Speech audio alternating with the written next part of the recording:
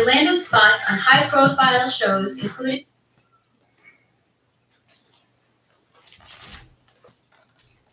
Hi, friends. My name's Host Eric. I'm the host of Talking with Finnish People. And this morning, in honor of Easter, I plan to raise the Deadstream and return it to life. It was dead before I started streaming. Now it is reborn. The stream has died, stream has risen. All rejoice. Something like that. Some sort of Christian stuff like that. I don't know. I'm a Christian, but I'm not a formal Christian, I guess you'd say. Like,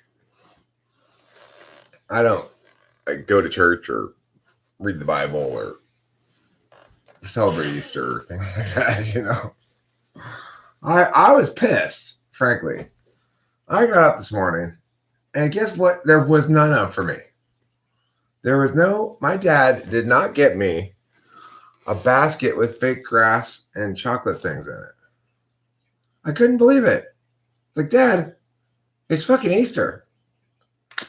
Where's my Easter basket? God, you're still my dad. I may be 50 years old, but I still deserve an Easter basket. I'm not a bad kid. Okay? I wasn't naughty this year. Easter Bunny works on the same principle as Santa Claus, I'm pretty sure. If you're naughty, you don't get any Easter candy. But I wasn't naughty this year, and my dad didn't get me any Easter basket. I mean, come on. He didn't hide any eggs for me to find either. Hi, sexy vegan. You are one highly sexualized vegan, Cloud, I gotta tell you. I have seen the future of sexualized vegans, and it is you.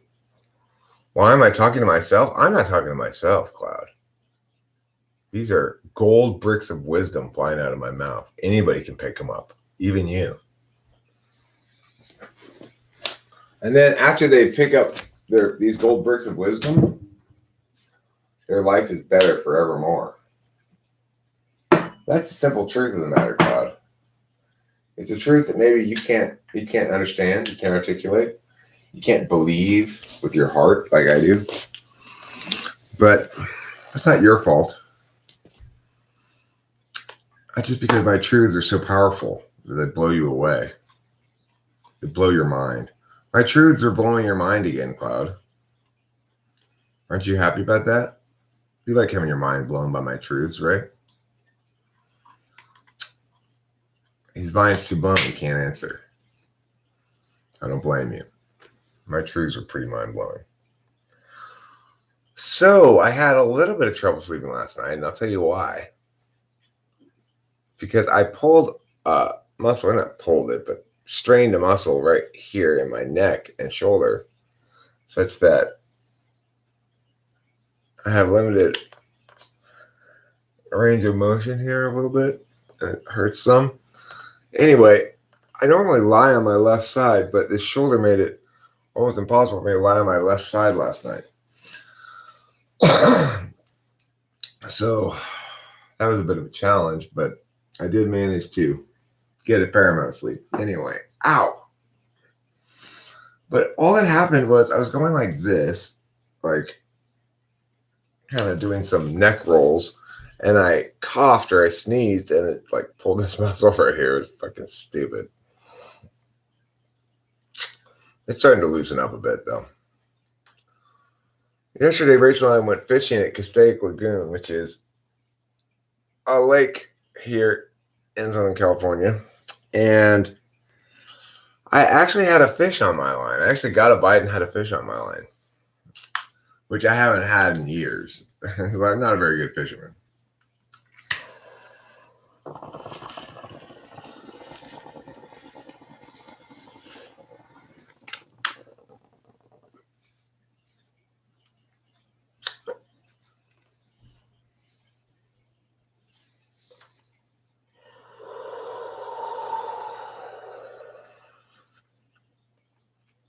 That's the first bong rip of the day.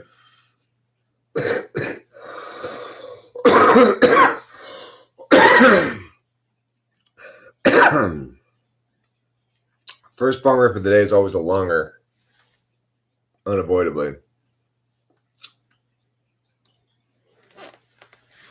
Well, I mean, the thing to remember about that, Cloud, is it's very unlikely that there's any way to meaningfully change your ability to attend in significant ways. Like, do you really want to have an implant in your brain that makes you a TI user, Cloud? Given all the shit you talk about it, wouldn't that be sort of counter-indicative of your nature and what's significant to you? As far as the telepathy and telekinesis, fine, I'll take that, no problem.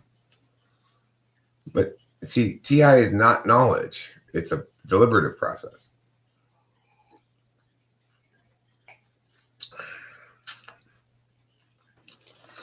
And there's a creative element to parsing out stuff as well. It's not just deliberation. Well, what I'm saying is, you said you're going to be smarter, but I don't think that's the case. You just might have access to more easily acquired knowledge or stuff, but it's more important to be able to think properly, really. Well, I know you don't, but it's, regardless.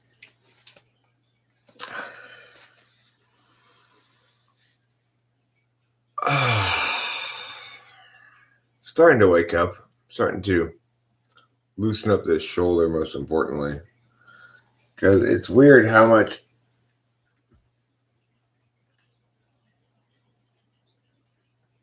range of motion stuff can affect you. It's like every time I go reach certain directions, it's like, yeah, well, INFP, what they really need is, if you're going to put some sort of thing in their brain, it's the capacity to do more, follow through more, and be less consumed by one's potentiations. But the thing about that is, that's who they are again. It's like, you really want to change who you are?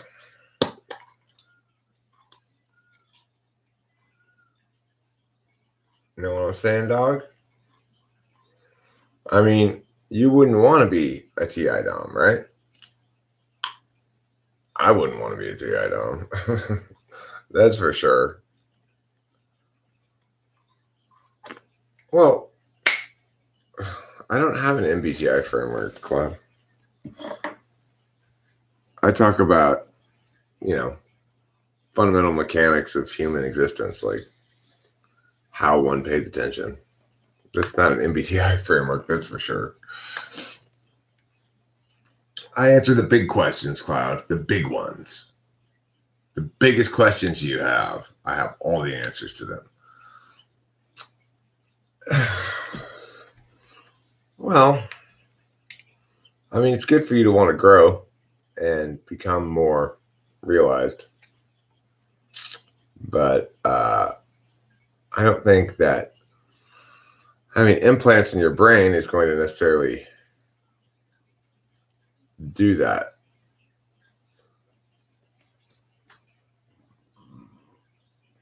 Cloud, in no sane universe are you an ENTJ. That's just not the case.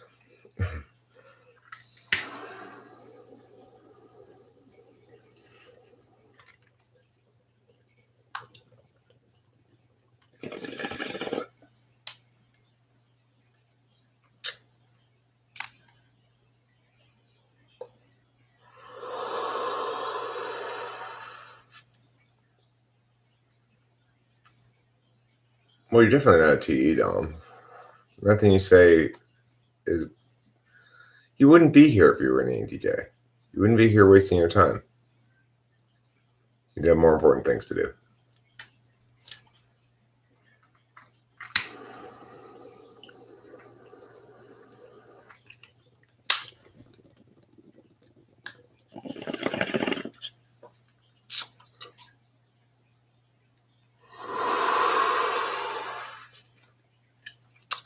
Exploring ideas is countervalued in ENTJs.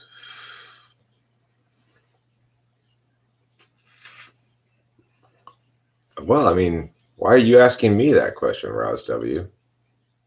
Why don't you ask yourself that question? Does it matter to you what type you are? If not, then why are you concerned about it? You know, Steve Jobs was not an ENTJ's cloud.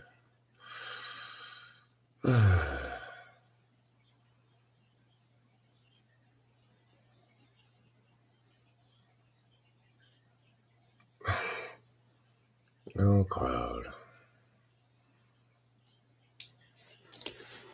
Well, look, I mean, the thing is, you and I disagree about most types of most people, Cloud, because you're just sort of random. You throw whatever out there you want.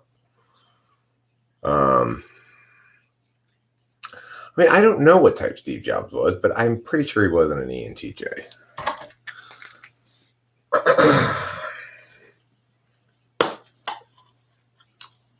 What I do know is that I got another instance of some cloud wisdom here. Cloud wisdom is often framed in the way like this, where if you think meow, then you know nothing. Oh, okay. Hi, John Henry. Happy Easter.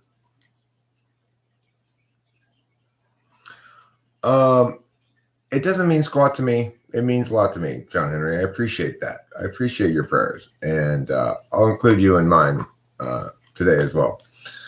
I am, in fact, a Christian, and even though I don't really celebrate Easter or go to church or read the Bible or anything, I am nevertheless a Christian and appreciate your efforts on our behalf. Thank you.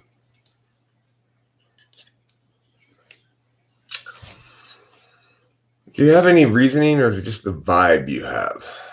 Oh, for Steve Jobs? I mean, like I said, I don't know what type Steve Jobs is, but but I'll tell you this much, that the way he dealt with the end of his life and his illness suggests poor NI, or not great, probably third or fourth slot. I'm not totally against the notion of Steve Jobs being an ISTP. Now, note, you say he was playing around with ideas all the time. Not true, really. He was very singular in his ideation. So ISTP is a likely chance. Well, third slot's not poor, exactly. In fact, it's an absolute value. But it's also the sort of absolute value that makes you be really selfish and dumb about it sometimes, like he was at the end of his life with dealing with his illness and not taking it seriously and thinking he can cure with apricot pits and shit like that, I mean, consistent with ISTP, ISFP, something like that. I don't see extroverted intuition in Steve Jobs generally at all. All right, catch you later, John Henry. Have a good time at church. God bless.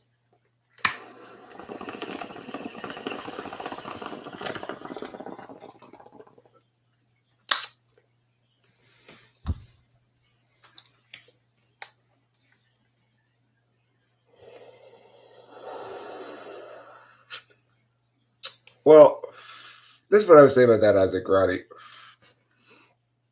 The ENTJ's extroverted intuition works the same way as the ENTP's extroverted thinking. It's quite countervalued, but it can be a lot of their display sometimes, because when pushed by the world to provide something, they'll provide ideation.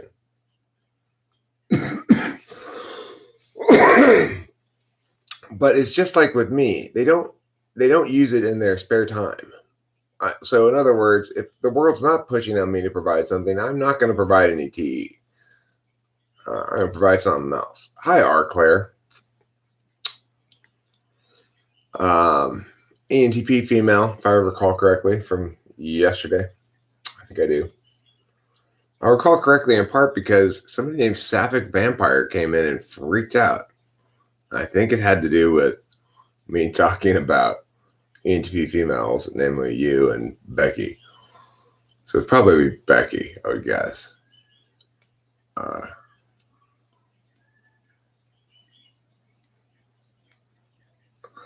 You still don't feel Jesus in you?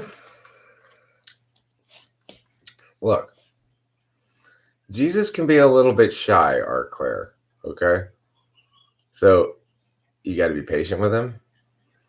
You got to really work the junk. Once you get him truly excited, then he'll get up in there, okay? Trust me. Balls deep. Balls deep, girl. All right? According to WSS. What's WSS?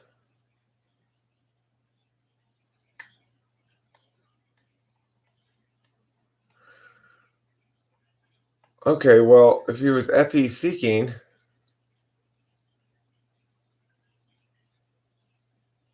wait, are you saying he wasn't FE seeking as a consequence? I mean, I agree with you about that. Oh, World Socionic Society. Oh, yeah, Jack, right. WSS, World Socionic Society. Good morning, MT. I mean, that's a good point, Cloud. He did use people very TE-like, and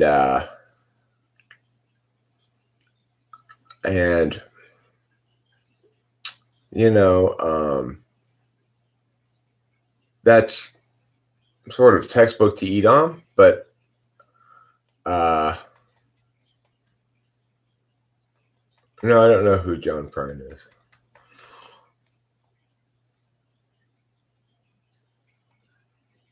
That's terrible, R. Claire. That's hours of torture. Hours of incessant, nonstop, horrible torture.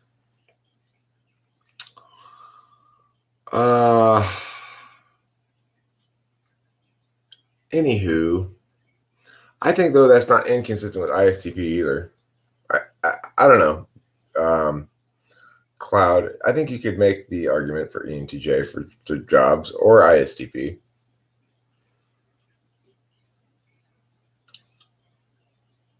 I mean, everything about Apple, iPhone, things like that, it all reeks of NI over NE. Like, let's make this simple, not more powerful.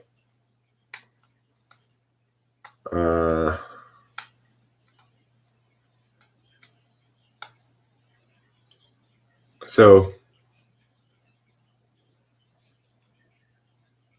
I know. I'm saying I'm agreeing with you, Cloud, that you can make an argument for ENTJ. It's not a bad typing for him. I'm not disputing that, Cloud. But I'm also saying that it's not inconsistent with ISTP either, because I do see jobs as in more of a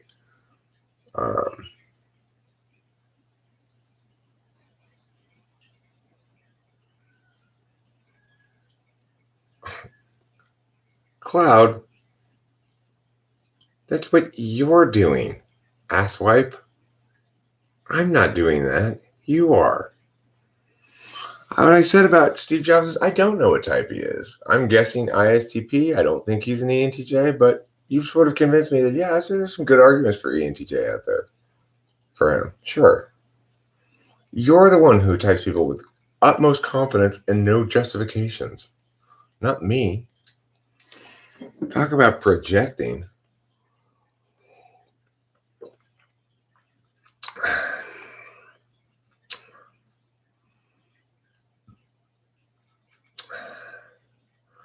So,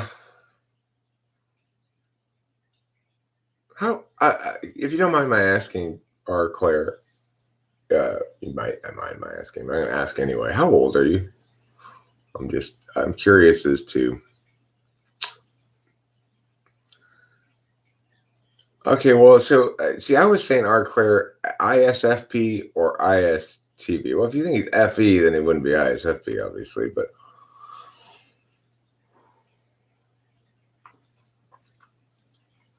okay, you're a young ENTP female.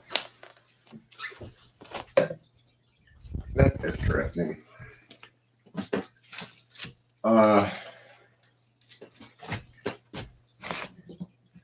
Jack's a young ENTP male. Oh, that person didn't show up. The person never paid and didn't show up. So I don't know. Sometimes people who change their mind last minute or whatever. I don't know. I don't care. I made a video with Isaiah and Elijah. I need to edit it some. I kind of want to edit out the part where, sometimes I start asking questions and I just start rolling with something that's silly, right?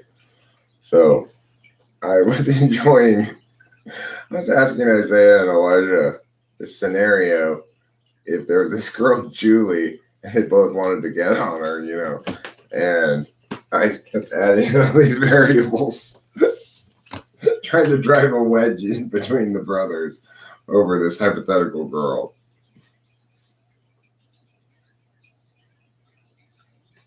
You based it on a few speeches of him? Sure.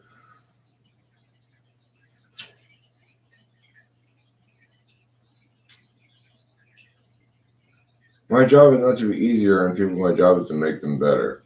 I mean, that's a very T.E. Dom quote. Sure. Or F.E. Dom. Depending. The thing is, an F.E. Dom might say that, but not actually act it, because F.E. Doms think everything's symbolic. Like those sort of gestures are just for gesture purposes rather than being meaningful. T.E. Dom might say that because it reflects their understanding about how people are fundamentally utility. But even then, it talks about making the people better.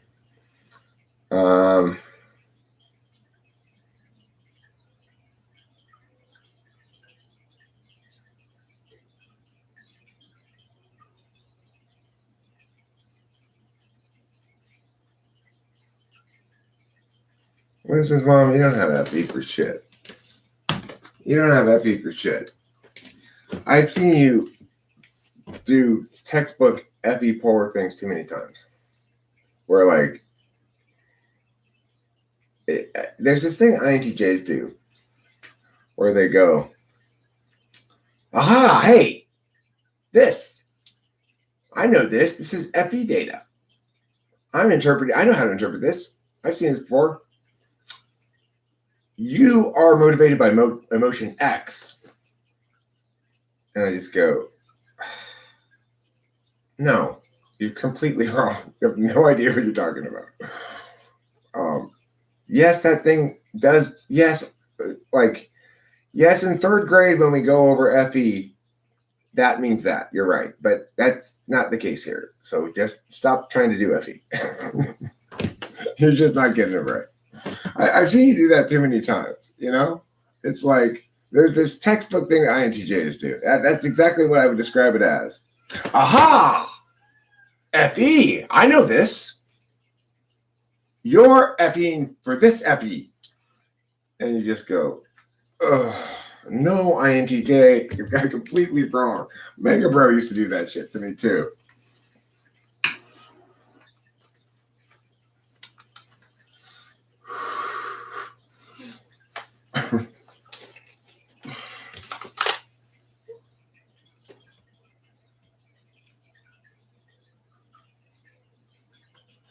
Well, look, I can see why somebody might say that you come across extroverted. If not talking to you in person, but just because you put a lot of words here, So, in that regard, I could see how somebody might say you come across as an extrovert. Now, Jobs didn't do shit to make people better or product better. He just made products that were NIFE resonant.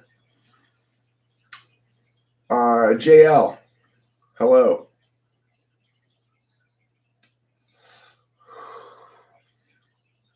Should I pronounce that Jill? Joel, or Jewel? Joel. He just made products basic bitches could comprehend. He kind of low LCD'd it, you know? It's like, I get it that there's good NI concept to the whole idea. And that's what it is. And what's an iPhone? It's an NI thing. It's like, we're not really, it's NI, it's TE in the sense of a product, right? We're going to have all these various things that the iPhone can do, and we're going to gradually add them each year. So you buy the new iPhone, you know?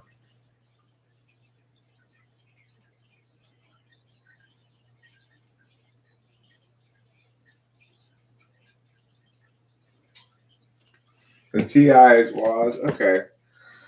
I mean, what type is he? Could be ENTJ. Could be. It might make the most sense, actually.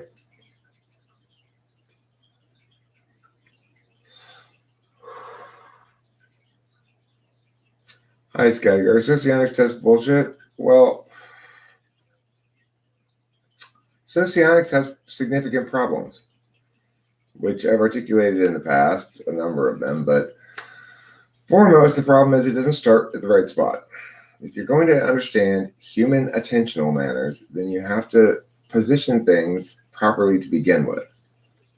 And that's what socionics has failed to do. So, you know, I haven't completely done it, but I've made a lot of progress. I need some TI help, basically. It's too hard for me to figure out the agent, object, subject, put, get, receive, interface, permutations and stuff. I like an Enneagram, but I don't talk about it much because I can't really logically defend it. It's too well because it's rooted in three core negative emotions. The concept is, then you can't really TI it. It doesn't model well. It doesn't justify. It's consistent within itself, but it's not possible to really link it to anything else to establish TI validity. So I just don't talk about it much as a consequence because it's not consistent with my tool function, you know? It's an NI thing, and I like it. You can use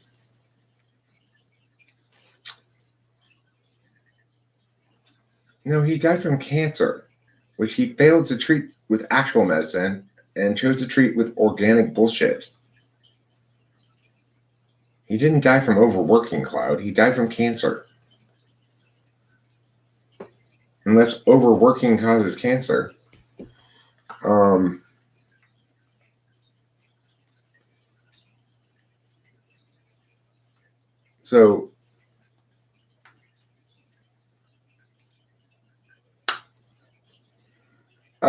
So to clarify about socionics, the thing is,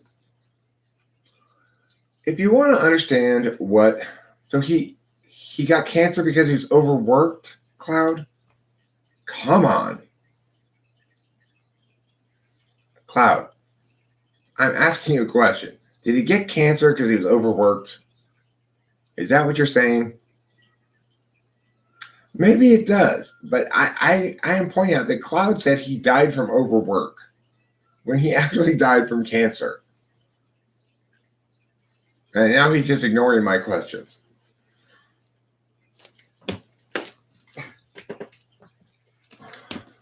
And what he really died was stupidity. He decided to treat his cancer with organic bullshit because he had this sort of NIFI attachment to it. Yeah. It's the same shit I've always said. That dietary bullshit is bullshit. All of it. Yeah, he became delusional from overworking. That's why he used alternate variants. We all make mistakes. Cloud, refusing medical treatment for your cancer because you believe in organic bullshit is not a mistake. It's a fatal flaw. I mean, that's what gets you dead.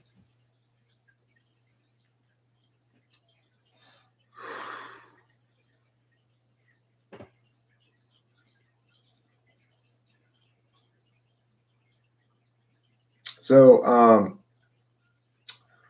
to go back to the issue of socionics, here's the thing. You have to ask to begin with, what are you doing? To anybody who's explaining something, right? What are you actually explaining? And what should that kind of explanation look like?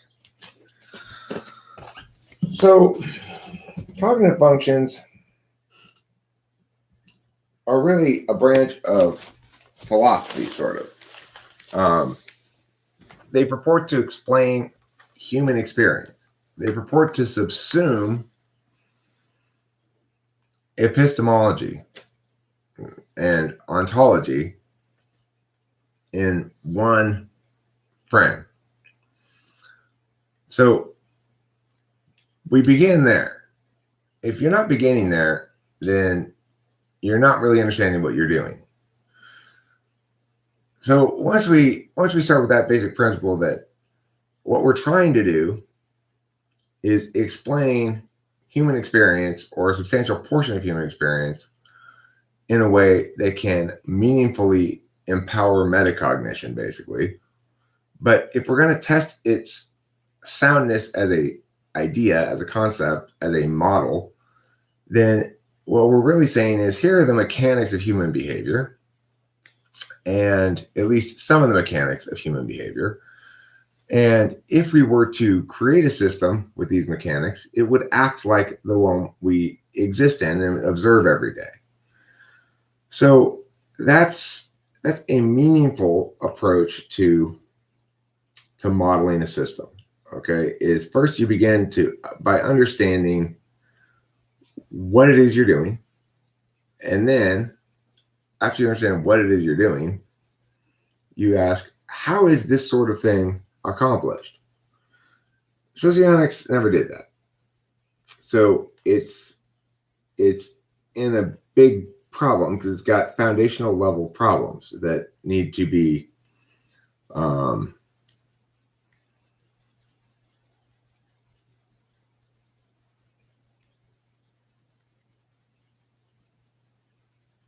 like all of this what Winston's mom is saying there.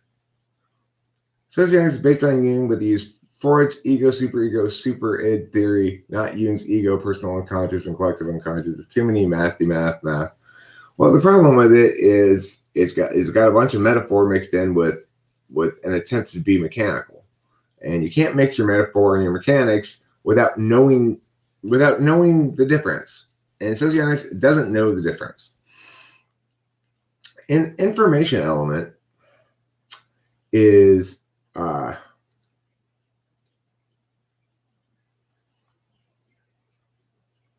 area where socionics misfires. So it talks about information elements being implicitly linked to certain kind of cognitive functions, but of course they're not. The cognitive function creates the meaning around the information element, is a better way to put it. But the other thing is cognitive functions don't all metabolize data. They do different things with data, depending on the function. Naturally, that's what functions do, right? Like plus is different than minus as far as functions go. So we have to understand what functions are to begin with. You know, it's like this metaphorical psychology bullshit needs to be washed away and replaced with something real. And that's what I'm trying to do is draw distinctions between what comprises actual process analyses, what comprises like value correlates, what comprises behavioral correlates, and and then parse out how those things work. So it's like a cognitive function. People don't just metabolize data, they recall data. They have, in other words, knowledge functions, epistemologies. They know things by two primary frames. One way we can understand that this epistemological taxonomy is right is that when we apply it to all forms of knowledge that we experience in the world, they cleanly fit in one of two categories, either experientially particularist or universally resonant. So thanks, JL. It's blue. I've chosen blue today. Blue and tan. Tan and blue.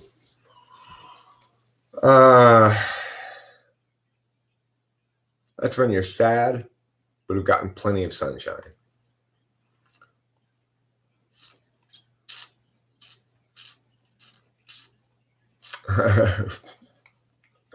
R. Claire, welcome to the wall upon which you are currently banging your head.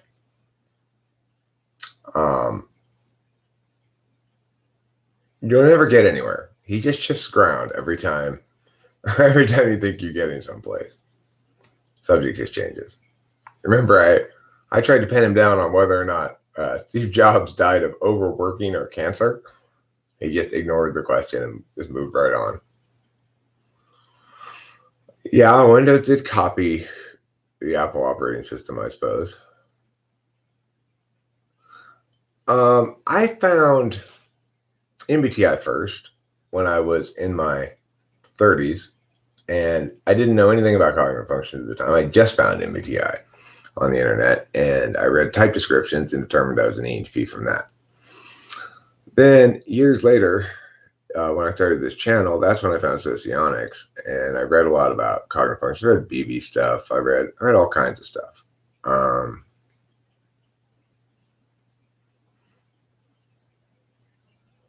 And I tried to fix things.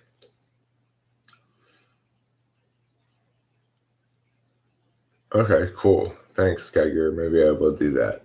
I was thinking about doing that today, cutting some chunks of videos. I've had that suggestion a few times. It seems fairly strict, like not a particularly big undertaking. Something I probably ought to do.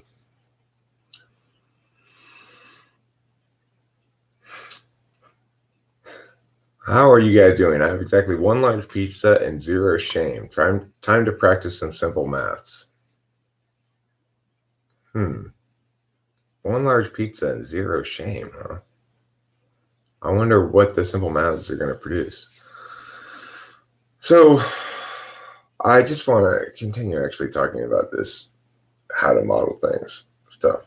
So like if I were going to talk to Jack from Socionics Society, I'd say, okay, so we agree that a cognitive function is an attentional manner. So in what ways describe the difference between, say, FETE and FITI? What is the fundamental difference being ascribed there by the attitude, extroversion, introversion? Because that's where we can start to begin to make some hay with pointing out the problems of socionics. It's going to tell you that it's about, I guess, where your focus is, externally or internally or something. I'm not sure what socionics would say about it, but that's the thing. I can't explain exactly how I would win the debate with Jack because I'd have to hear what he says in response to things. The problem that socionics has is this. There are inconsistencies with both reality and good case making. As a debate coach, I'm very experienced with case making, and that's what I've done here with cognitive functions, I made a pretty airtight case. Which means I've provided all the criteria. There's things that you would be able to, like I'm saying, I've provided a way to falsify it, a couple different ways to falsify it, and I've equated certain processes with certain skills that can be demonstrated in a typing session. There are certain deficits that are clearly notable in the data. If you just type a bunch of people and ask them TI questions, some of them find it literally a foreign language, and some people have a native ease at it. So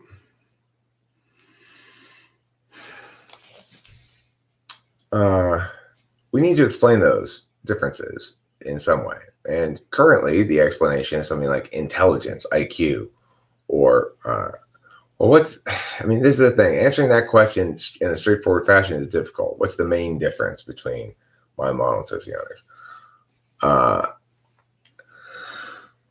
Sure. First of all, I see there as being four kinds of functions: knowledge functions, action functions, deliberation functions, and interface functions. And as far as I know, I don't think any other system understands it in this way.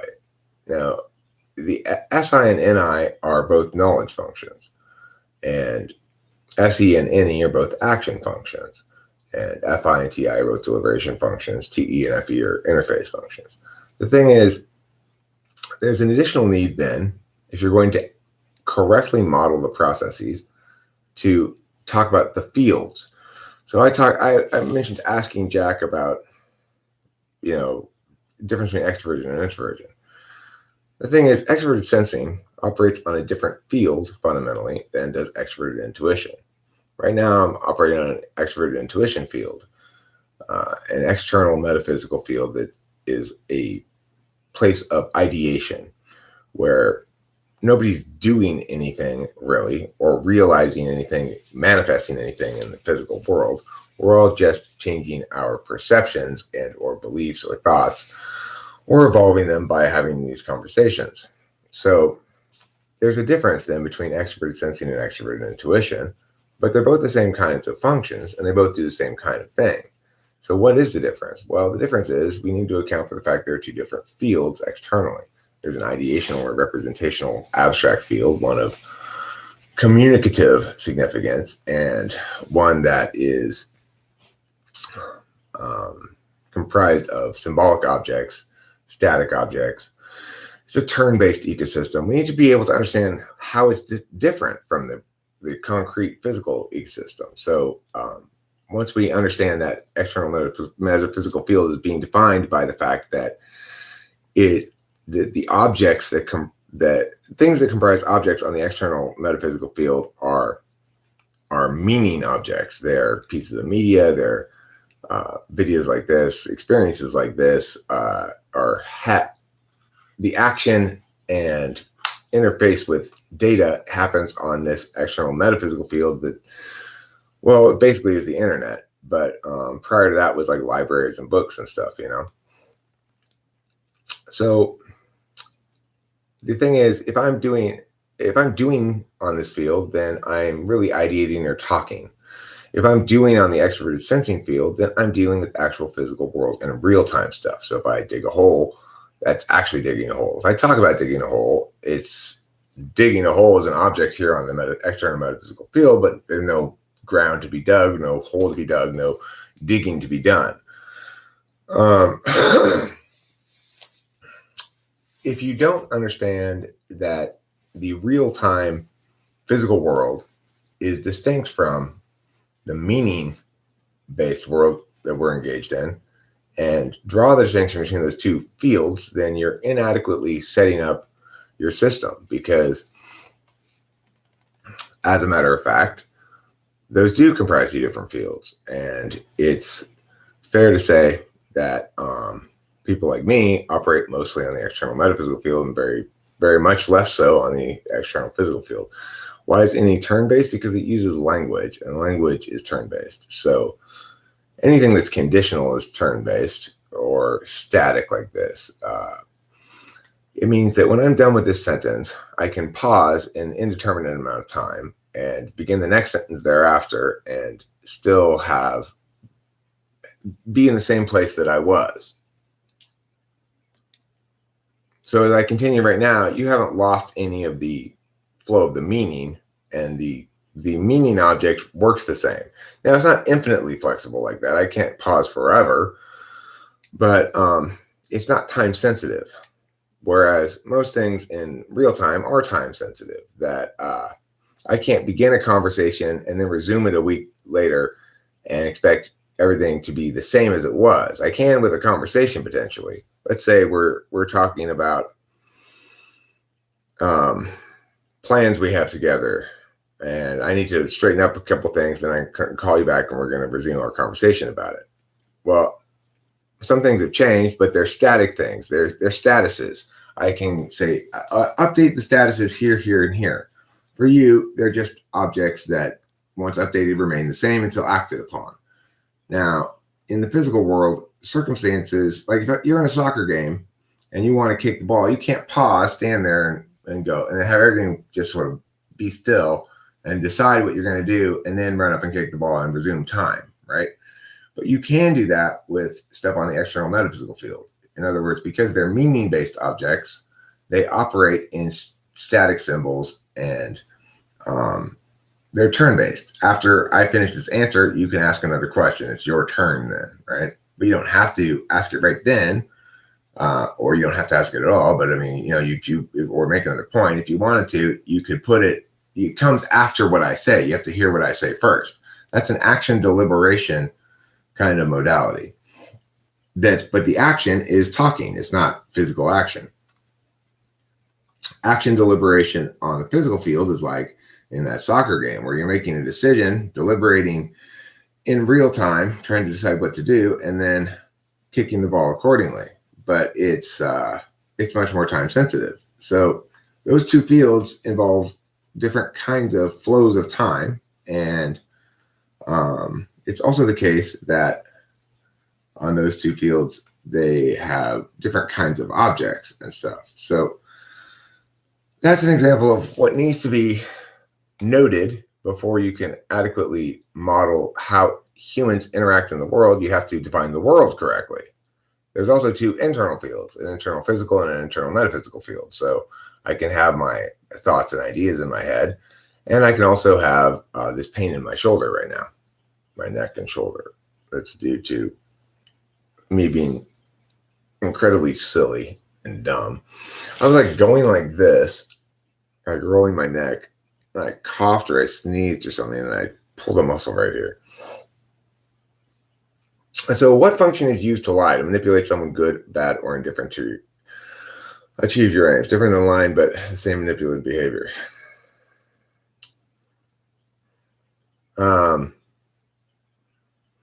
Well, I mean, the thing is this, that question of character, like how you be, is going to be informed in a lot of different ways. When I was in high school, I had no qualms at all about lying to get out of things, get away with things, whatever. No qualms. It's getting better already. It's loosening up already. It was very challenging sleeping last night because I had to be. It's like every time I turned over, I had to move my head and my shoulders at the same time, or it hurt. So it's like, for me in high school, lying was something I did to any kind of authority figure sort of automatically. And I didn't have any qualms about it. The answer to what causes somebody to lie is dependent on what kind of lie it is in part. So ENFJs, they tend to lie a lot when they're kids because they don't have very clear memories of what they've done because they're SI polar. As a consequence, they hear other kids saying, yesterday I went to meow, and then we went to meow, and we went to meow, meow, meow, meow, and sharing time, right? ENFJs don't have those stories at their disposal. They can't do that. They don't have those detailed impressions of what's come before. And so they tend to make shit up and think, well, everybody must be making this up. And then they end up getting busted for lying a lot when they're kids. They learn to avoid being at least caught lying as they get older. But whether or not they're telling the truth when they're talking about their past experiences is hard to say. They've developed a repertoire of stories that they can bust out. Like I remember I was talking to an ENFJ named Parker.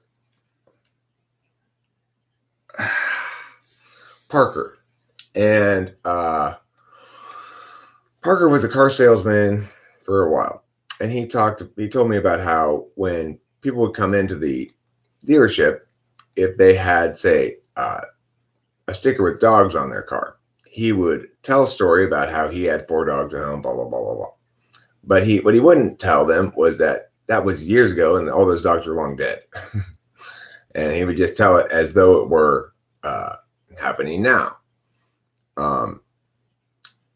For an ENFJ who's NIFE linking to these other people, it doesn't really matter what his story is because he's concerned only about the other person's perceptions and such. I have always been bad at lying.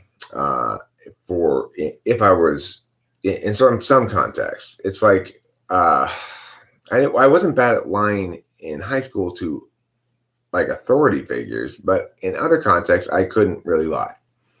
Because I never really believed in their legitimacy, the authorities and stuff, and the rules. I just didn't believe in the legitimacy of them, so I didn't think I had any obligation to say anything true at all.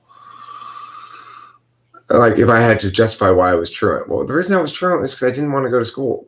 So, but that's not a justification that they accept, so I just make some shit up. It doesn't matter, right? If they don't want me to lie, then don't have arbitrary and unjustified authority over me.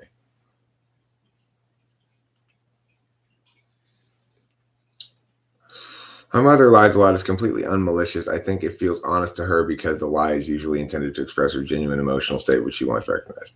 Well, I remember my ESFJ ex-wife used to, she'd frequently bolster things with extra shit, right? Like it'd be basically what happened, but there'd be some made up details in there, to make it work a little bit better as an NI thing, I guess, because they don't have NI, so they don't have any respect for the truth fundamentally. They think that all language is about explaining one's experience, and that one's experience being sort of an arbitrary thing that you can position it how you want.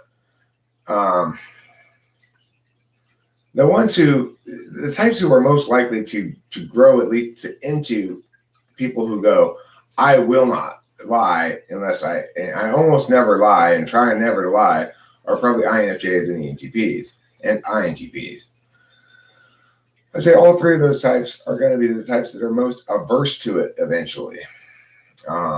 Because ENTPs are the most disinterested in their calculus. And so they're gonna realize at a certain point that that honesty is a metaframe, that you have a choice to either make appeals to your own honesty and consistency about self-objectivity, or you don't get to make those arguments. If you're going to make those arguments, you have to actually, there have to be plenty of examples for you to point to. You have to get into the habit of earning that status, and taking advantage of it when necessary. Of course, it's like there are times when I need to say, well, look, maybe I can't establish to you that I'm telling the truth here definitively, but you should believe me because I have a long track record of being honest and admitting when I'm wrong, blah, blah, blah. So there are some certain times when I have to do that.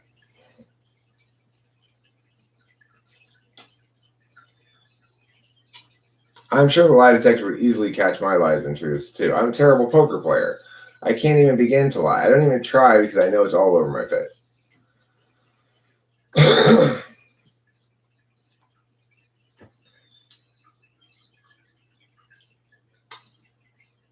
I think people shouldn't lie because by lying you are withdrawing necessary information to people you talk to and I value transparency.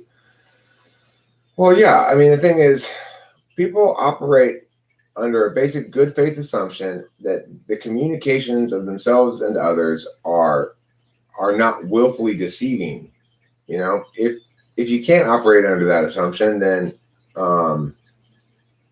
you can't make decisions based on what other people say, and you're stuck in this weird place of no trust. You know.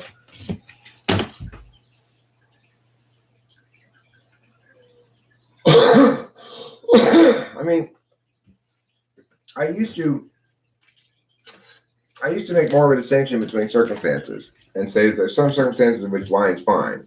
But the thing that changed my opinion about that for me, and I'm not trying to generalize this, is I should have told the truth when I got arrested in Oklahoma for pot. I should have said, yeah, I have weed on me. Yeah, it's in this box. I should have just told them the truth. I shouldn't have lied. It didn't help. It didn't help at all, and I lost the moral high ground. So I learned something there, you know, that just because if it's really an authority figure that's not justified in having their authority, and that you are I have the moral high ground, then do not give that up by lying.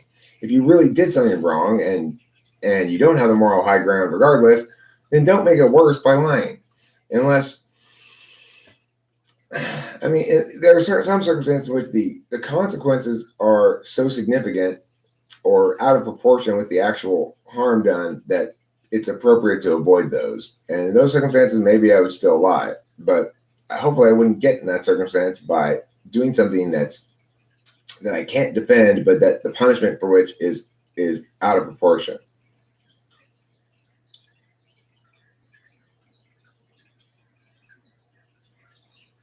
Yeah, I wouldn't doubt that that's okay in that circumstance. Nympha Estrada, my point would be, why are you in that circumstance? Why don't you have an obligation to yourself to get out of that circumstance? I mean, who am I to talk? I was in an abusive relationship for 2.5 years, and it took me that long to get out of it.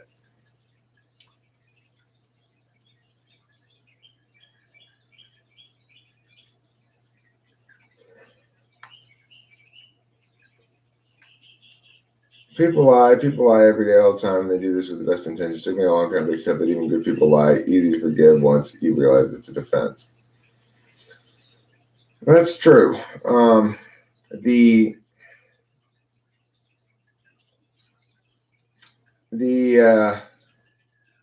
more secure I've felt in life, it seems to have correlated with the more honest I've been.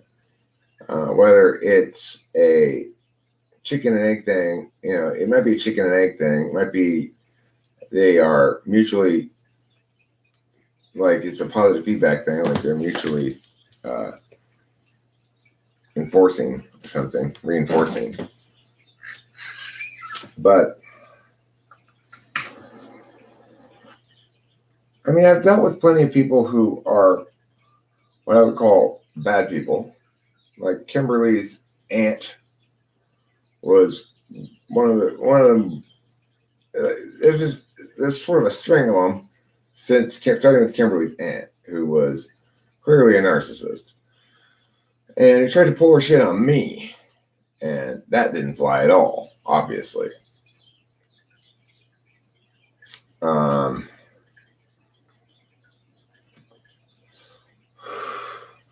The thing is, I'm not saying I wouldn't lie in those kind of circumstances, a hostage situation, but I suspect that you'd be better off not lying. That in most of the circumstances, you can use your honesty with anybody.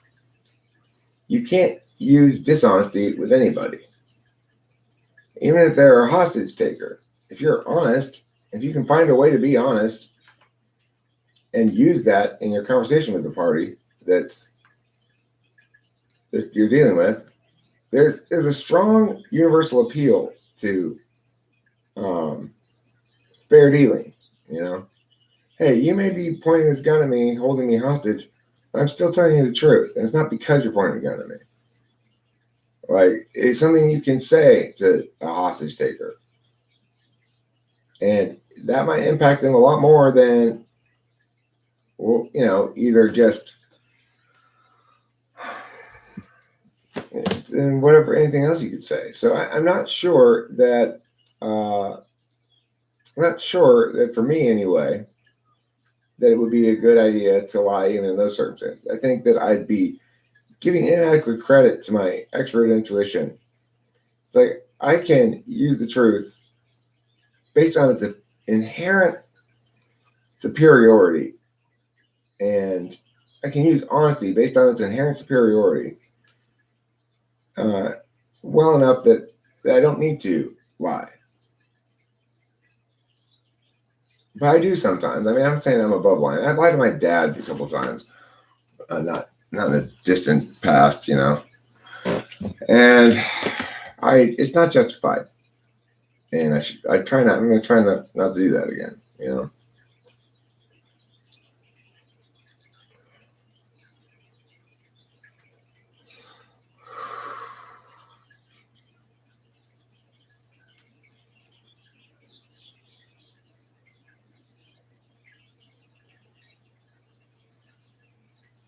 Why not lie or tell misleading facts to save lives? Well, because then you can't use your superior moral high ground. That's the thing that people don't understand. It's like everything comes down to moral high ground eventually. When you're dealing with the personal experience of you and your interface with the world. How can I present what kind of person can I present myself as? What kind of appeals to my past behavior and how I've responded to things, and what kind of demonstrations of habit of accountability can I make is significant in a lot of circumstances. In circumstances where it's a borderline thing, those kind of appeals can be the deciding factor. I mean, I'm livid about it, if anything, but not too. I don't have the energy to be livid about it, I guess. But I want to make a video today. Maybe I don't know if I'm going to get around to it or not. There's a lot of things I want to do today, so I probably shouldn't live stream forever. I'd like to make some videos that are chopped up from these live stream bits about different kinds of personality function stuff, and I've got shit tons of them from way back I could do. So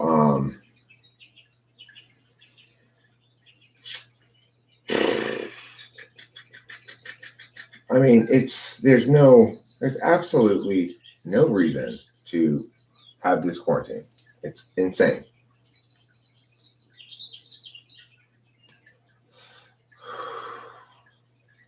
The thing is, it's no higher death rate. In fact, it's lower death rate than every year's flu.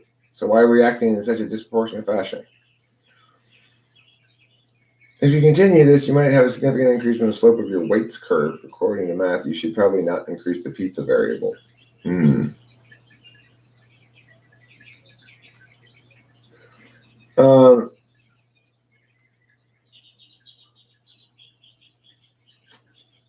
Billie Eilish posted a story. If 90% of people stayed home for 4 weeks, the virus would be gone. So, Cloud, is it the case that 90% of people are staying home for 4 weeks?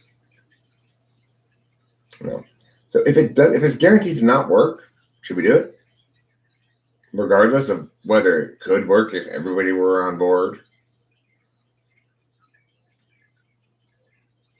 Is it? Are you sure about that, Art Claire? In what way is it worse?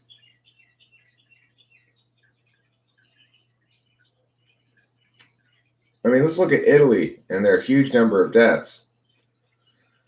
Do you know that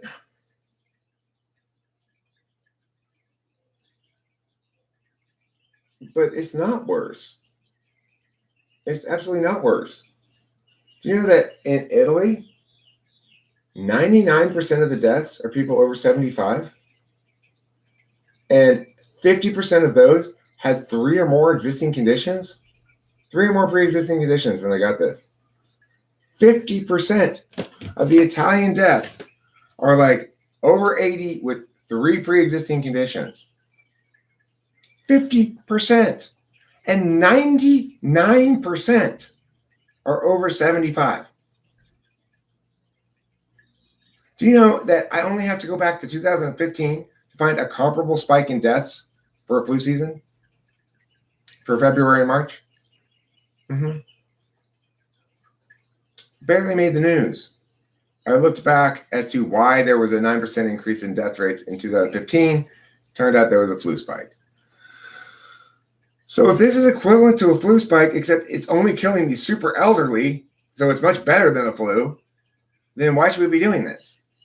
And why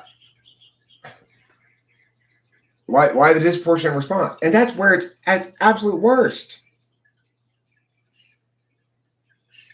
Okay, but even if she does have a point, Cloud, if that's not going to happen, why should we have something that is going to fail instead as what? As what? Safety theater?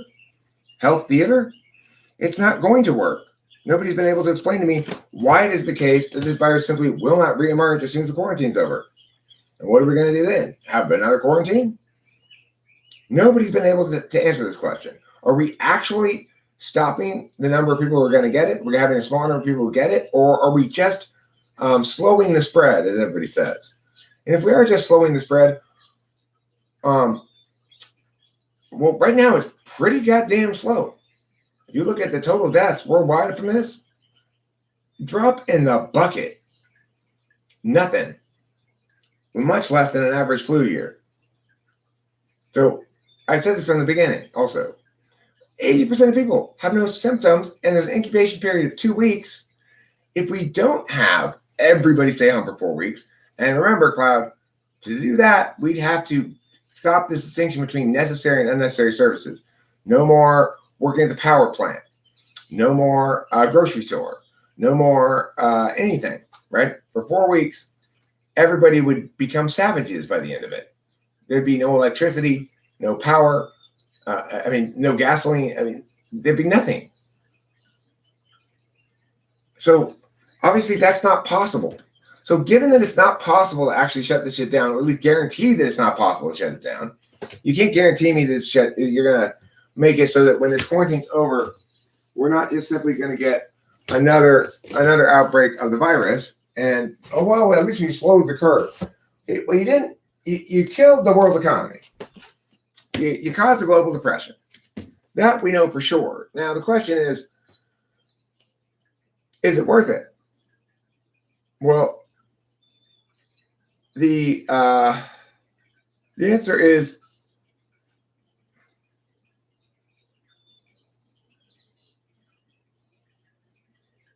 okay. People are dying. Nobody's disputing that. So we have to compare it against equivalencies and see if our disproportionate response is appropriate. If this thing had a 10% fatality rate, correct. Maybe this would be appropriate. If this thing had a 5% fatality rate but only killed children, fine, appropriate. If this thing did have a low fatality rate but caused significant long-term damage to people, fine, no problem. Then maybe, maybe we should do this. 100,000 people died in 2 months. Is that what you say, Claude? 100,000 people died in 2 months? Let's see.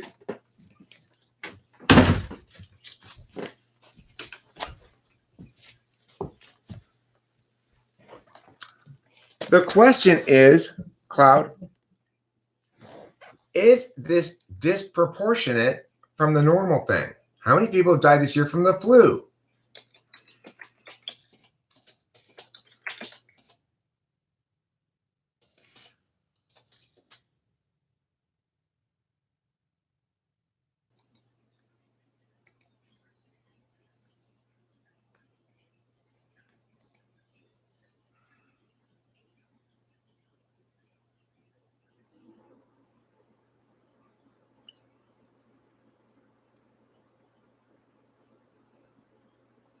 Okay, so the estimated deaths this year from COVID in the United States are to be 60,000 to 240,000 deaths from COVID this year, estimated. Okay, how many have we actually had so far? Not very many. Okay, now how many flu deaths this year are estimated? 63,000, the same as COVID. So why are we reacting so differently to COVID than we are to flu?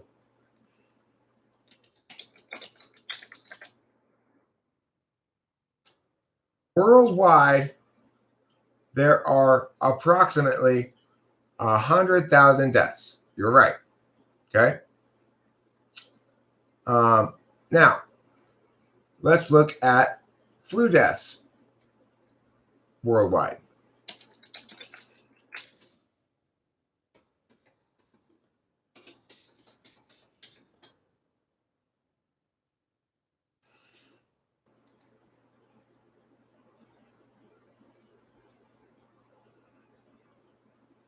Worldwide, annual influenza causes 250,000 to 500,000 deaths. Okay. Note, the season is about the same time period, right? So why? Okay, there is no herd immunity. So exactly. So Cloud and Ross W. You guys can assure me then that when this quarantine's over, we're not just going to have another outbreak of the virus, right? Because after all, no immunity, 2-week-long incubation period, extreme contagiousness, and no universal isolation right now in quarantine. People are still going out and about. We don't have a cure for the common cold either. It is new, but that's not a reason in and of itself to justify this outrageous response. Yes, some younger people have died at a much lower rate than with the flu. So why are we acting in such a disproportionate fashion? It did infect a lot of people fast, and we were not prepared for it. So we reacted too strongly. And now we see that, in fact, this action was unjustified. Growth rate is the same thing as contagion, right? Your argument about it being super contagious and spreading all over the world so quickly is correct, and a good reason to not bother quarantining, because we know it's not going to work. Flattening the curve is to not overflow the health system. Okay, so the only place we've seen an overflow of the health system is in a couple of places, a couple of cities in Italy, and I think one county in New York. And that's basically it in the entire world. Now, note, even if it is the case that we've prevented some overflow of the health system by doing this bullshit, we have to ask ourselves, why is it so important to prevent overflow of the health system that we're willing to induce global depression and put hundreds of millions of people out of work, hundreds of millions of people homeless? Cloud, 100,000 in 2 months is consistent with the flu. In fact, it's substantially less than the flu.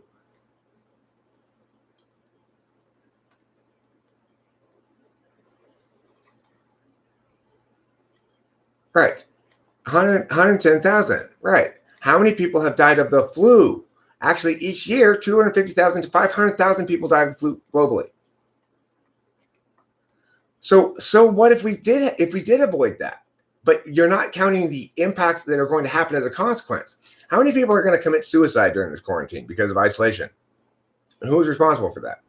How many people are going to end up being homeless and catch various sicknesses and have their quality and length of life diminished substantially because of their circumstances? Okay, well, good for New York City. You're not answering my question. Nobody's answering my questions. How do we know that we're just not slowing this instead of stopping it? And if we are just slowing it, why is it worth global depression? More ready for what? But does that justify anything, Bluebird? Again, you're assuming we're going to have some success in terms of vaccination or something like that. Some things can't be vaccinated, like the common cold, which is the same kind of virus as the COVID virus, is the coronavirus. So it's not worth it, and you're not caring about all the people you're harming. You think you're saving lives.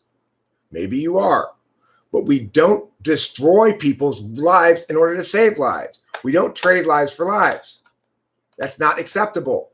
You don't say, grandma is sick. She might die if we don't do this. So you, this family, this family, this family, this family, this family, you all have to be homeless. You go knock on their door and tell them that you've decided that for them. You go tell them you're the one who's decided that. Bluebird, you and everybody else who's advocated in favor of this, ignoring all of the arguments. 99% of the deaths in Italy, where it's the worst anywhere in the world, are people over 75, and 50% of those deaths are people who have 3 pre-existing conditions or more. Bluebird, did you hear me? That might be the case, Bluebird, but people are going to die from this course of action as well. It's just not as immediate and direct, but a lot more people are going to die from this. A lot more. I'm not telling them they're less important than the stock market.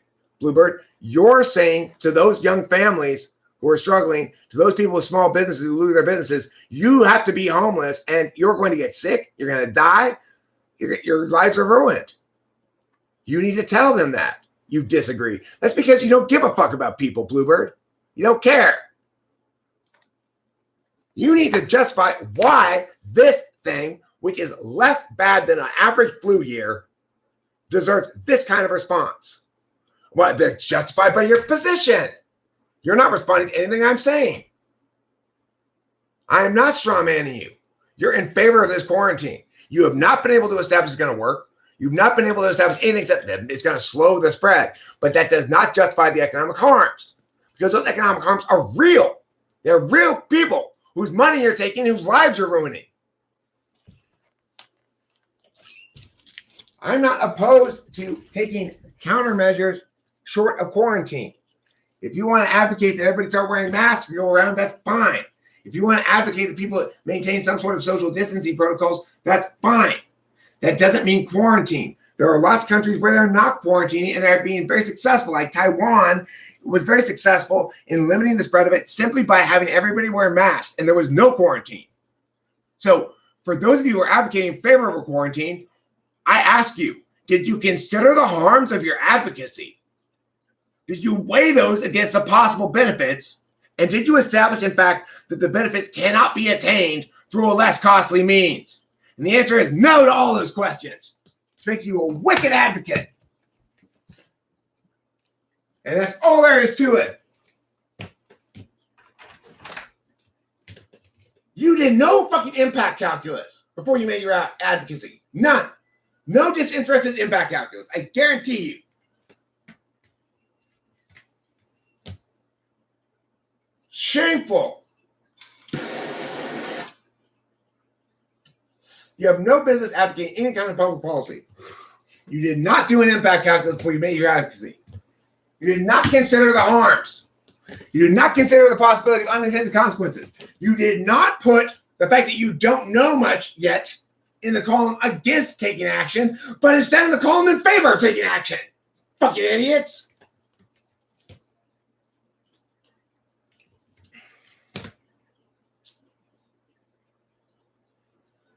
There's no possible way the quarantine would be a good idea. And we know this for one reason, if nothing else.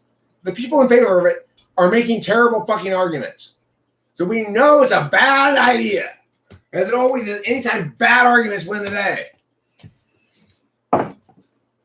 We have to evaluate it against equivalence. Is this response, which is vastly disproportionate to the norm, appropriate by the disproportionate risk and harm of this thing? The answer is no.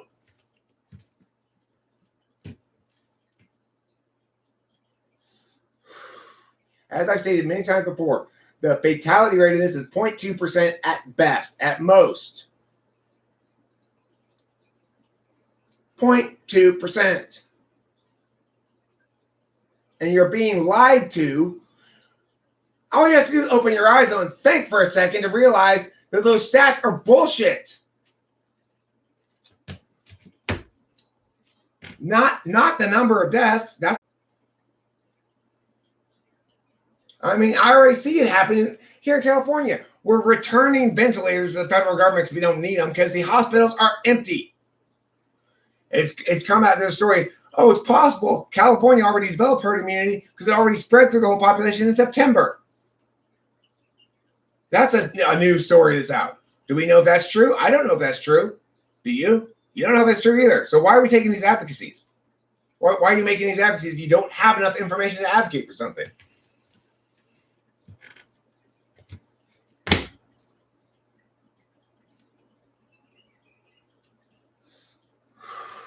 Cloud, I've lost debates plenty of times. I'm not undefeated.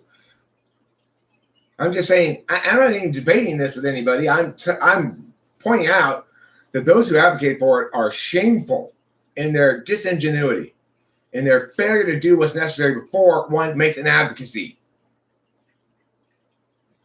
There's no harms calculus. Fucktards, you can't make an advocacy without a harms calculus. Idiots.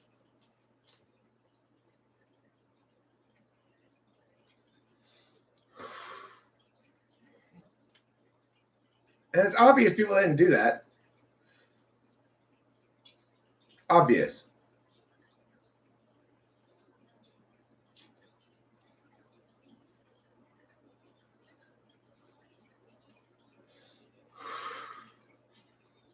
So, for those of you who think everything's going to be fine,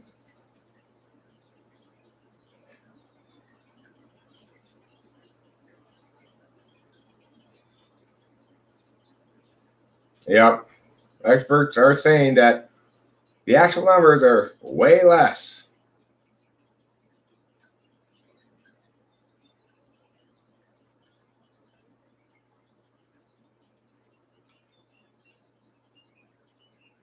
Yeah, nobody has any money though. All of everybody's liquidity has been used up in this quarantine. Nobody has any savings anymore. If you had any, most people are totally fucked. They didn't even pay rent this month. What about all those people who have to make mortgage payments, but their tenants don't pay rent? And all of a sudden, like city council are like, oh, you can't make people pay rent these months. Well, but the bank still expects you to pay the mortgage payment. So what the fuck is going to happen then? Huh? What the fuck is going to happen? Who's going to succeed here in this environment, Bluebird? The big corporate enterprises. And the little guy's going to be squashed. That's the truth. No, I don't want people to die for a better economy, Bluebird. You're talking about straw manning. I pointed out you've not established you're saving any lives, just slowing the spread of this. You've ignored my point. I don't have an issue with distancing. I'm saying I have an issue with the quarantine, Cloud. Don't be retarded, please. I mean, the government is going to give money to everybody, but there's not any possible way the government can give enough money to everybody to make up for the losses here. It's like my whole spring work thing's fucked. I was going to be coaching debate, taking my kid to Kentucky for tournament and stuff, but whatever. It's like I'm not somebody who is in a position to complain, really. I'm fine. I'll be fine. I'm not worried about me or my family. But I'm not incredibly selfish like you, Bluebird. I'm concerned for other people and their families, their well-being. Well-being is more than just avoiding death. Quality of life matters too. You think I care about only because of the stock market? Bluebird, I was yesterday, I went fishing with Rachel, and we stopped at a Foster's Freeze where we were able to order at the window and take away our food. Across the street, there's a music store, a small business, and those people make their living there selling musical instruments. It's closed. Nobody can go in there. Why? State's shut down. Why is Foster's Freeze not closed? How is it that that's less likely to spread this contagious disease than going to a music store? How? So, in other words, if I was going to spread it, I would have spread it yesterday at Foster's Freeze to the guy who works there, who then would have spread it to every customer thereafter, or I would have spread it to the people who passed by me unavoidably within 6 feet because the sidewalk's not that wide. But I can't go to the music store. So, how is that solving any problems?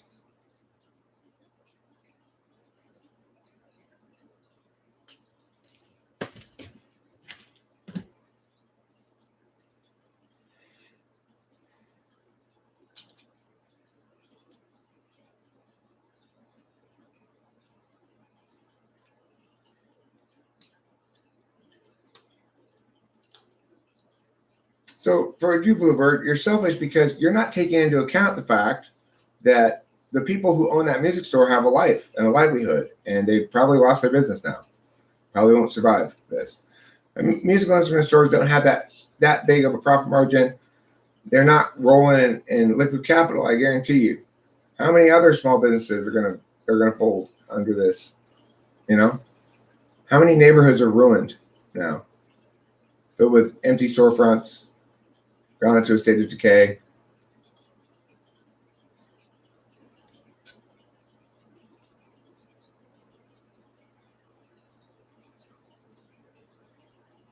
And why? Again, Foster's freeze is fine. Okay. Remember this, Bluebird. Foster's freeze is fine.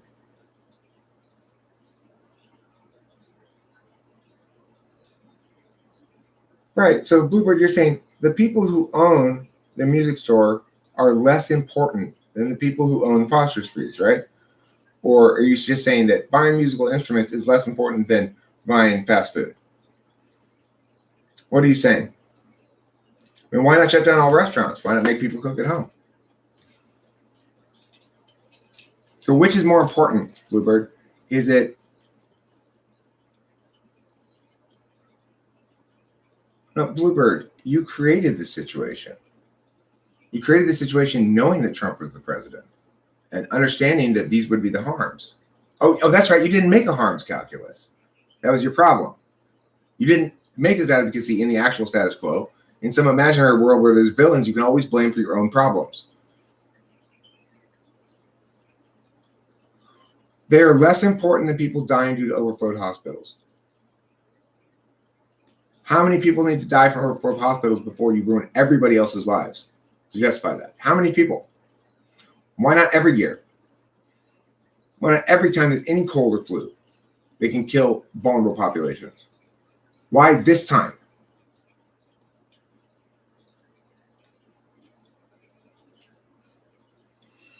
The government can only do so much. Remember that they get their money from the people who earn money. Government doesn't earn any money, okay? What is the government not getting right now? Tax revenues. Why not? People aren't working.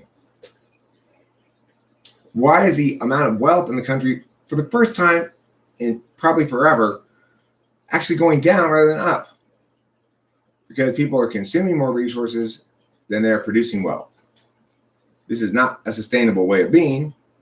And to think that, as Bluebird does, that money and wealth are evils or separate, or it's like, no, your wealth comes from your utility to others, okay? When you are helpful to other people, when you do useful things, you attain wealth as a consequence. You create wealth in the world, which then is represented by money, okay?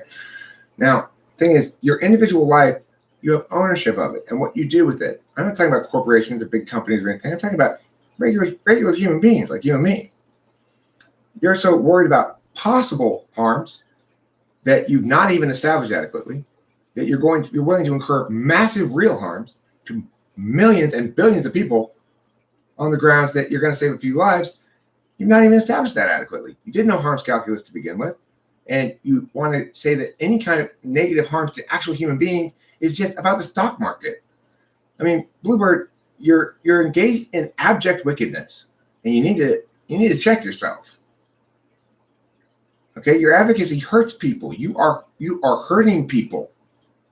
You are killing people. You are killing people. The quarantine is not saving lives, at least not demonstrably so, not significantly so.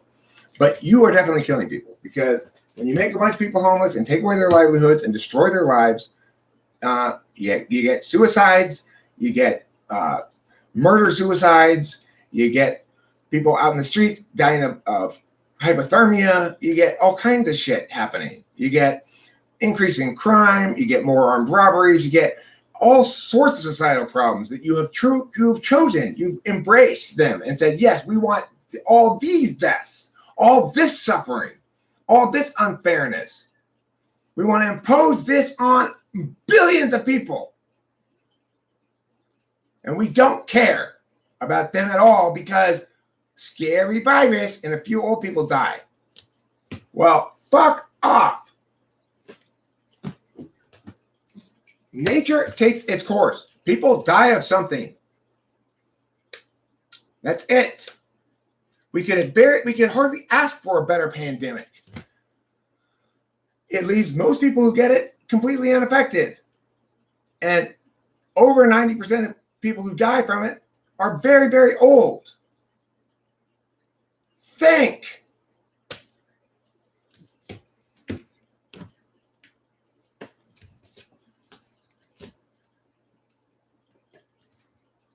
Talk about it, just a failure to live in reality. People's lives matter, not just that they are alive. Okay? Does it matter that people are alive? Yes. But people's lives matter too. So, in other words, we could save a lot of lives, Bluebird, by locking everybody up in a cage. That way they wouldn't get hurt. Why don't we ban driving? Save a lot of lives banning driving. Why don't we do that?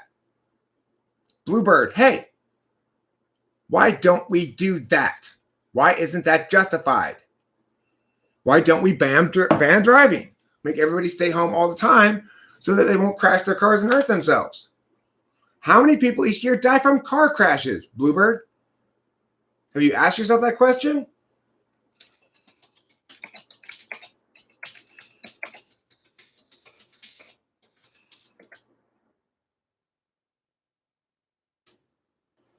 $1.25 million people are killed in car crashes each year.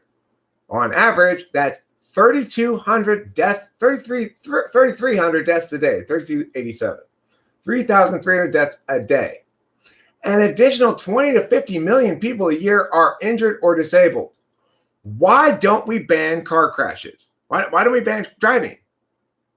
No, Bluebird, there is. I just articulated what that pandemic was. There are, again, 1.25 million deaths a year in car crashes. Why don't we ban driving? Bluebird, why not? Isn't that justified by your reasoning? After all, remember, you've not established this quarantine is going to solve the COVID problem. It could simply re-erupt as soon as the quarantine is over. I know, well, that's a good reason to think that we need to ban them entirely, because it's not like, after all, we can stop them from happening completely by shutting down the virus. Oh, that's right. We haven't established yet that we can shut down COVID that way.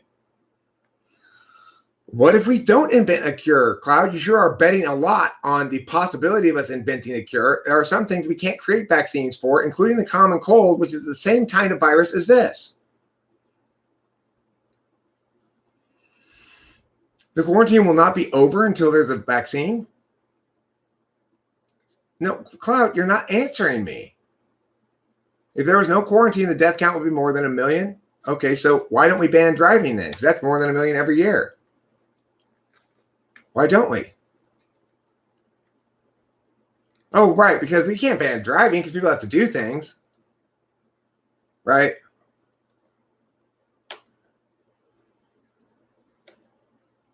And you're going to make this quarantine last until it's really over. So how many more months is that going to be? What happens when people have no money, no food, can't pay any of their bills? What happens then? Yeah, you should be able to admit that it's your privilege talking, Blueburn. Being able to quarantine successfully for long periods of time is a first world reality. of the richest people only. The vast majority of people cannot do this and live their lives successfully. No, Cloud, you're just making up random numbers. You're saying 100 million in 2 years. Remember, 0.2% or less death fatality rate, okay? You're just pulling numbers out of your ass, you know? Email Anthrax is worried about losing his job because nobody's getting into accidents. Well,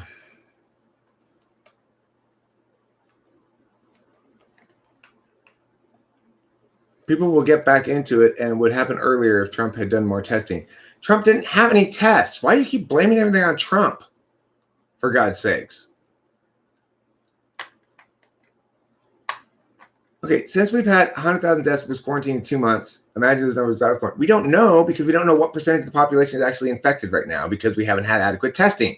So in other words, you're advocating all these things without knowing. It could turn out when we do testing of the United States population that pretty much everybody's already had it.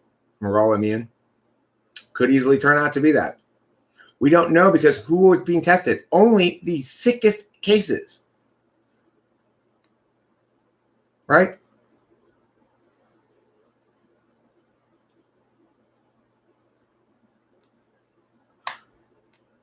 Okay, well, Bluebird, again, you need to make advocacies in the real world. If you're saying my advocacy would have worked had I accounted for Trump, well, that would be a good reason for you not to have made your advocacy then, right? You were wrong. You were wrong in thinking that there were going to be enough testing. Was that part of your justification? Oh, that's right. You didn't think. You didn't do any kind of calculation before you made this advocacy. You didn't say to yourself, well, what is going to be necessary for this advocacy to work? We already lost the moment Corona got out of China. Correct. I mean, I've been working periodically, but I would have been working a lot more if I had debates. I'd be getting ready for TOC. I'd be getting ready on the nuclear weapons topic. We'd be getting ready to go do battle, you know?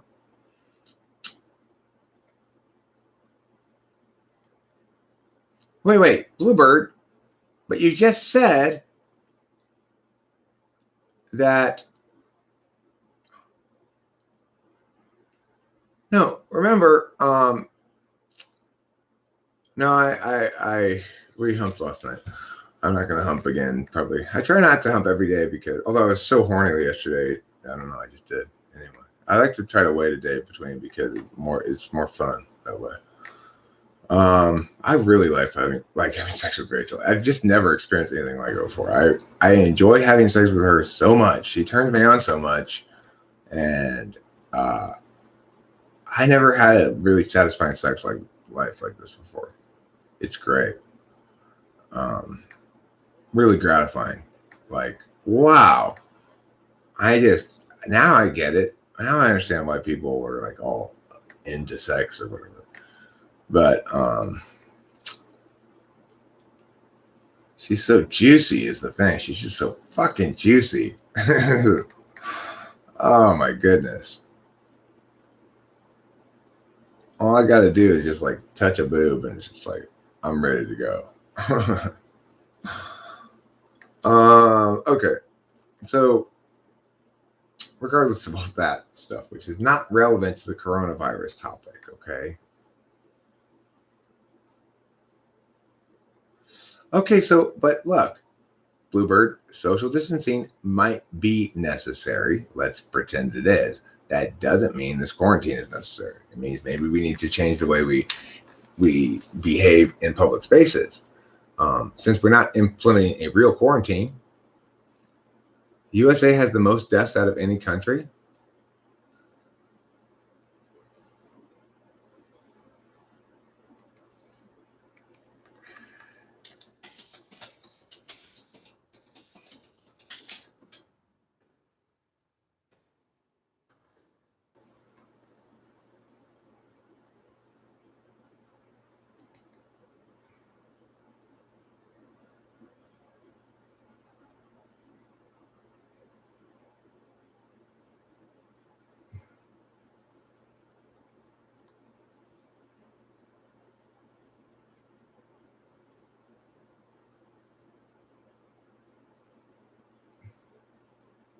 Yeah, it's true. We do. Congratulations, U.S. What I think is crazy is look at Taiwan, who had no quarantine. Where are they?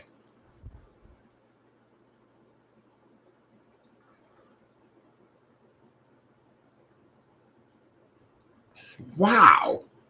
6 deaths. They got the virus across there from China right away. But they have no quarantine. And yet, and they just use masks. That's the thing. Everybody in the population uses masks. And they have 6 deaths. Wow. Deaths per 1 million people, 0.3 deaths per million. In Taiwan, which is about as close to China as you can get, and had no quarantine. So, Bluebird, good news. We've successfully negated your advocacy. We don't need the quarantine. In fact, Taiwan proves that the best way to stop the spread is simply wearing masks and going about your business as usual. Gosh, I guess you were wrong, Bluebird. I guess you were completely wrong. Okay, they were responsive, but not with a quarantine. You know, not with a quarantine. See how Taiwan did things smart? They didn't do things stupid. See the difference between doing things stupid like Bluebird wants and doing things smart like Taiwan did? Because they didn't overreact. But they didn't stop the spread with good natural borders. Bluebird, they're on an island does not mean it spreads less on the island. What you're saying is it's less likely to spread off of the island onto other things. Fine. Okay, but no quarantine.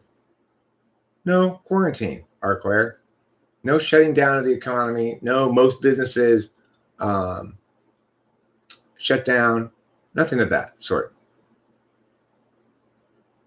Again, you're trying to blame Trump for your advocacy, Bluebird. You're the one favoring the quarantine. Remember that.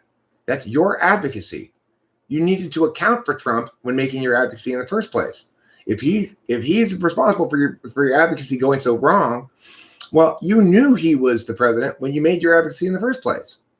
So why didn't you account for that? He's part of the status quo. You don't get to make your advocacy in a make-believe world where you have a different president. You get to make your advocacy in this world. So why didn't you account for that? You're trying to blame him. I blame you. You didn't account for him when you made your advocacy.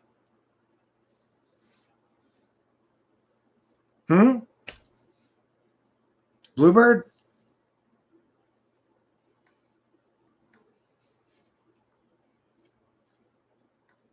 Remember, you're the one advocating for this stupid fucking quarantine that's killing so many people.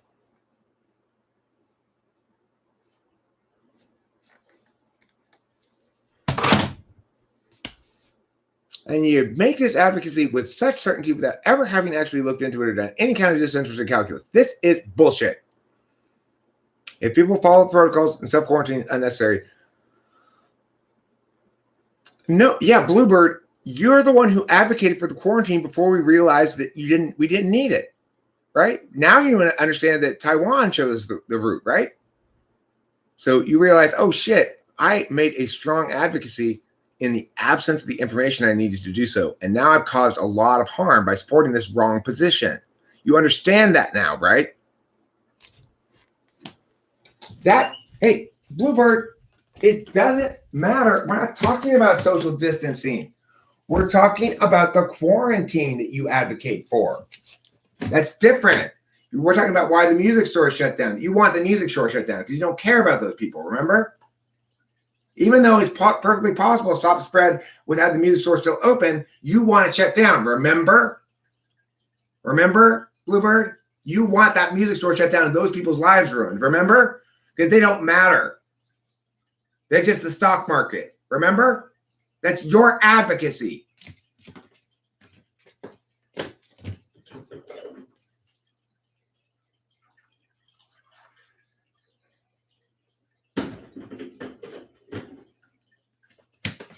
Don't forget your own advocacy, Bluebird. You're the one who's destroying people's lives.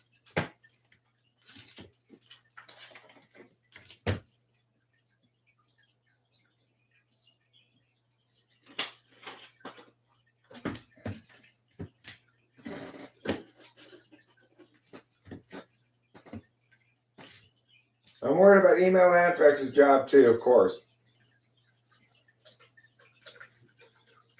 Instead of saying to the stock market, say, look, email anthrax, I'm sorry about your job, but your job and your livelihood don't matter as much as these people who might die. And say that to every person who loses their job. How long before you get tired of saying that to people, Bluebird? Cloud?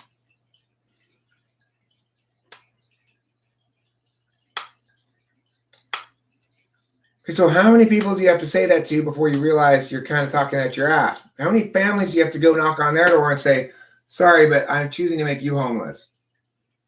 Well, because you don't own the right kind of store. That's why. Now, Bluebird, it's too late to make a different advocacy. At this point, you go, fuck, I'm advocating on the side of wickedness. I fucked up badly. Eric's right. I'm going to take a step back, do some research, and decide what I want to actually advocate for. Because it should not be anything other than, you should begin with, I disavow completely my former advocacy. I realize that my former advocacy was responsible for a lot of terrible harms and injustice. And then we can talk about whatever. Because we're not on the same page until you've sat down with your wrongness and come to terms with it. We all sometimes are wrong and make wrong advocacies. But we have to come to terms with the wickedness we've engaged in so that we don't do it again.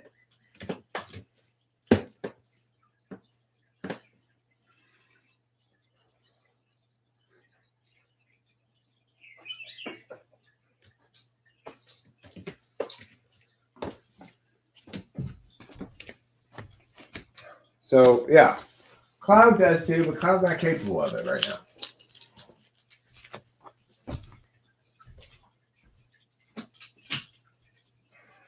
That's why I need to be president instead of fucking Trump. Trump was right in the first place, but he had no justification for it, except it was his hunch. See, if you try to argue with those kind of justifications, people are going to think you shouldn't be listened to, obviously. You shouldn't be listened to. It doesn't matter if you're right or wrong. It matters if you're correct in how you justify it.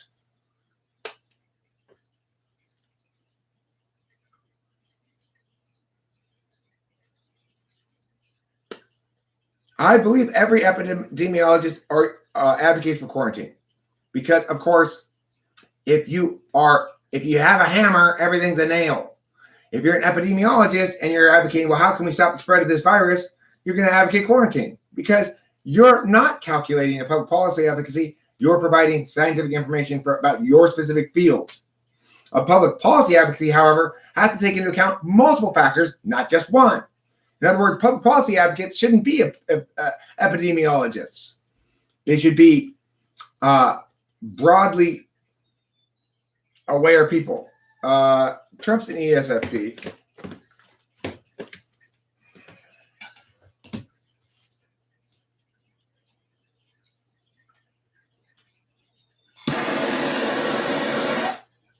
If she told you she had 12, she had 24.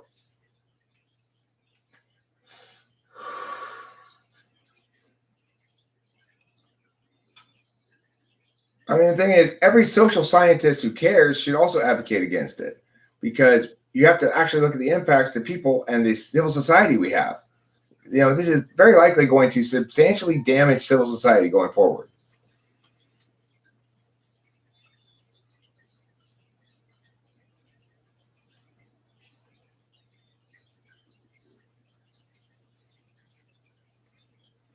No, Bluebird, that's not why the country's a mess.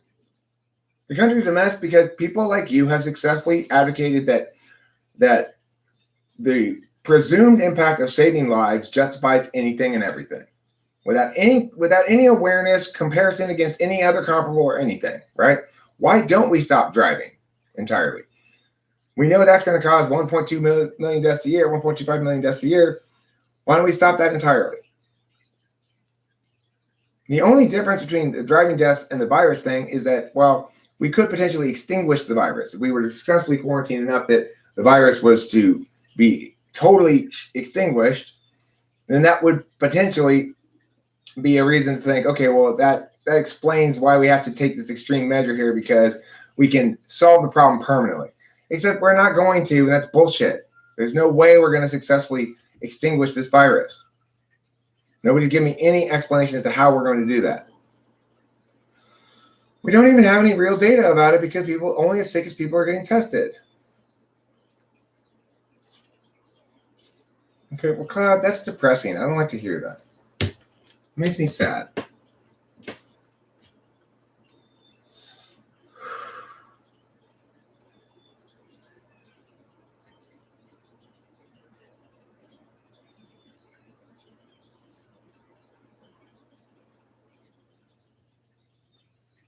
And what's your explanation? I'm saying that's the explanation I've generally been hearing from people, is that the reason is to not overflow the healthcare system. Is if you have a different explanation, tell me what it is. It's not save lives. No, I've heard that explanation plenty of times. I'm saying nobody answers my questions about it. Can you guarantee, in fact, that it's going to stop the virus from erupting? No, it's not. Is it going to guarantee to stop a certain amount of overflow of the healthcare system? Probably, but how much of overflow of the healthcare system can be adapted to versus mitigated? You're saying we have to mitigate that. We must prevent it from happening in the first place, or limit the extent to which it happens in the first place. I'm saying, what if we were to devote a fraction of the resources we're devoting towards this mitigation approach towards adaptation? Wouldn't we be able to solve the problem more effectively? Okay, I don't doubt that it does save lives. I'm not denying that you save some lives. I'm saying this disproportionately large response. Why is it appropriate? Because we have lots of other examples of things that claim many more lives, even potentially, than COVID. You know, even if we maximize all the ridiculous numbers and pretend it's going to cause millions and millions of deaths if unchecked, then I still have a question for you. Why don't we treat other things that are comparable in their death rates like we're responding to COVID? Why don't we throw our entire world's resources at it?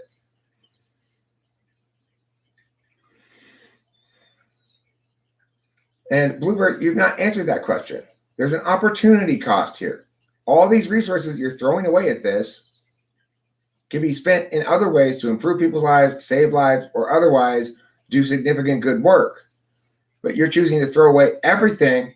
Basically, you're throwing away your life savings on one crazy spring break where nobody has to do anything except sit around at home for weeks and weeks. Why are we throwing away our life savings on this crazy spring break? Purportedly to save lives. But again, we're going to throw away our life savings to save lives. Why don't we throw it away and save a lot more lives than this? This is a very weak way of saving lives.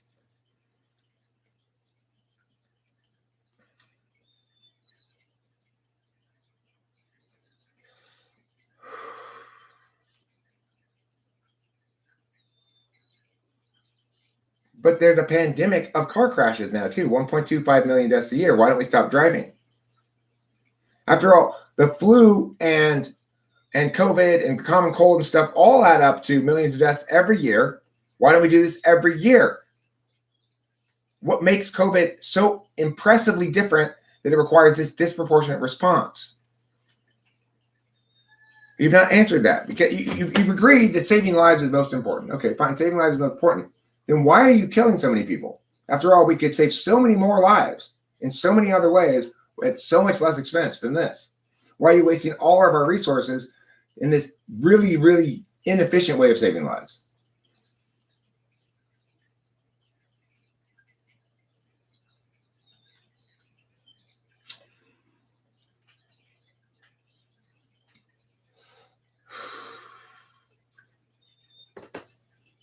I mean, if saving lives is most important, why don't we resume DDT, killing all the insects with DDT and not worry about the birds? The birds don't matter, right? We can kill the ecosystem, it's fine.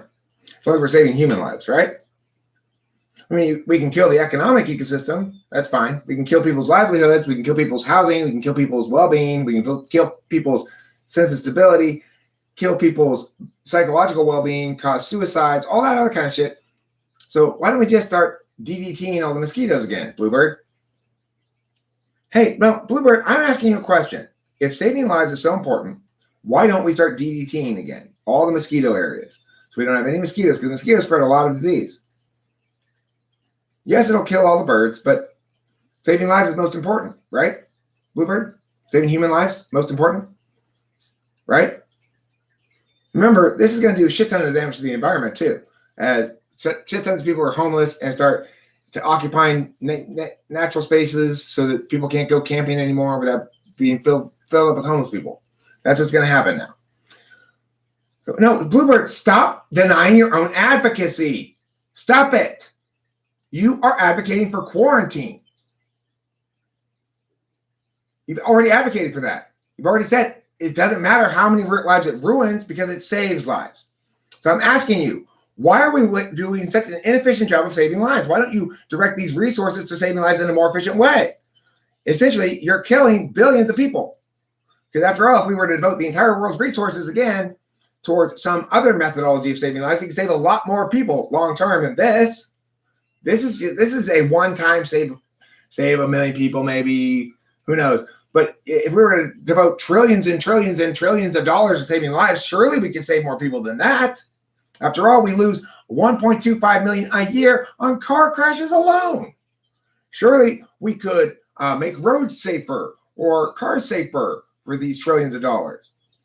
We lose millions of people each year to suicide. Surely we could devote some of those resources to mental health facilities, mental health services to prevent those suicides, instead of vastly increasing the number of suicides the way you want to do, Bluebird. I'm not going in circles, Bluebird. You're denying the truth. You need to justify this in some way other than just saving lives, because you're not saving enough lives. This thing isn't deadly. It's the exact opposite of deadly. Now, when we've got riots of homeless, unemployed people, what are you going to do? Bluebird, what are you going to say? You're going to blame Trump again? Or are you going to take any ownership of your own fucking advocacy and the consequences of it? Are you going to acknowledge at any point that you never did an impacts calculus before making your advocacy?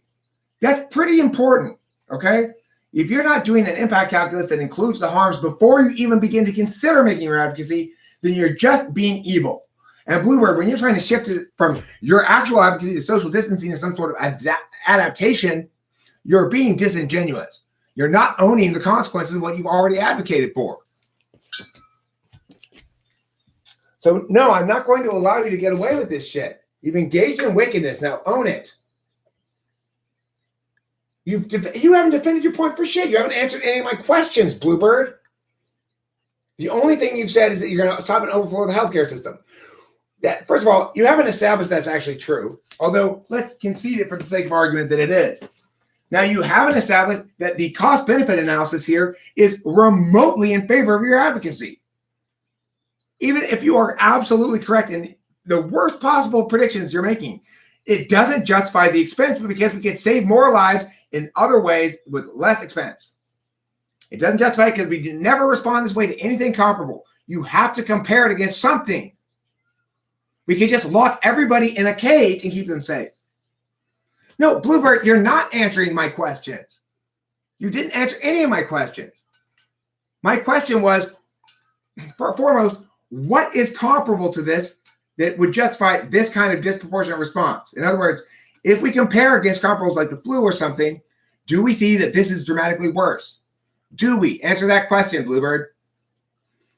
The answer, no. We see, in fact, that it has fewer deaths than the flu.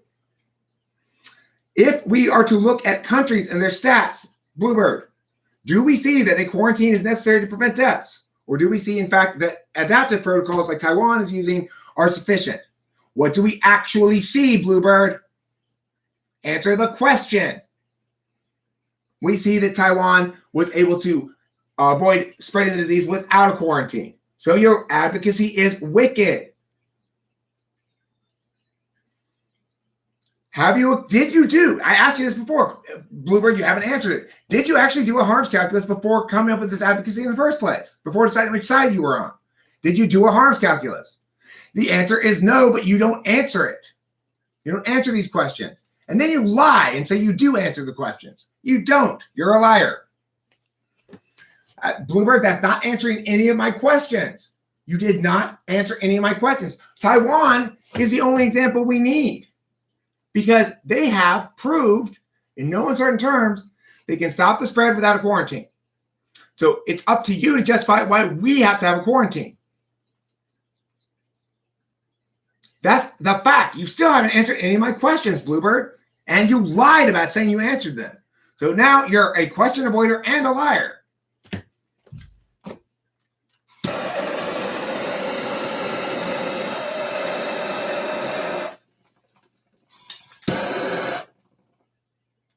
You said you'd answer my questions, but you didn't. You didn't answer any of them. You said words that were not answers to any of my questions.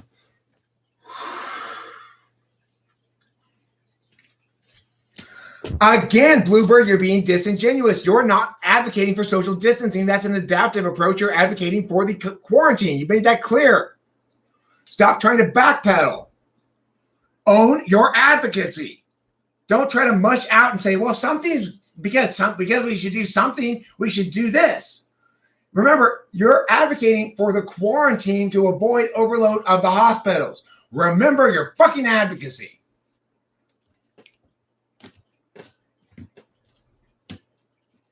Don't try to backpedal now and pretend it's the same thing as social distancing. You answered none of them. You've answered none of them, Bluebird. You answered none. I asked you a question, and you did not answer it.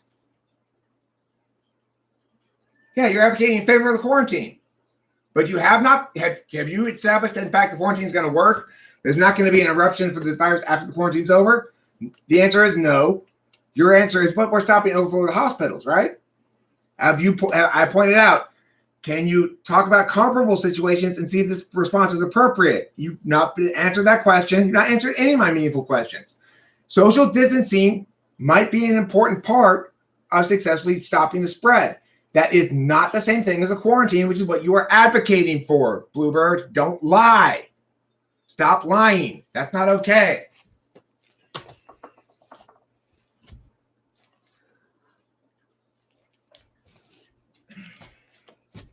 All right, I got other stuff to do. I'm gonna play a song on the guitar, and then I'm gonna end this stream. I gotta go get my guitar from the car.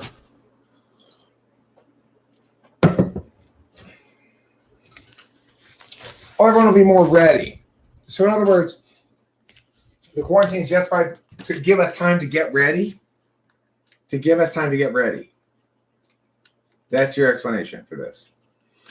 So you're doing all these real harms to prevent predicted impacts and to give us time to attain more predicted readiness to deal with your additionally predicted impacts. But you're not counting any of the actual harms. Now, why is this, Bluebird?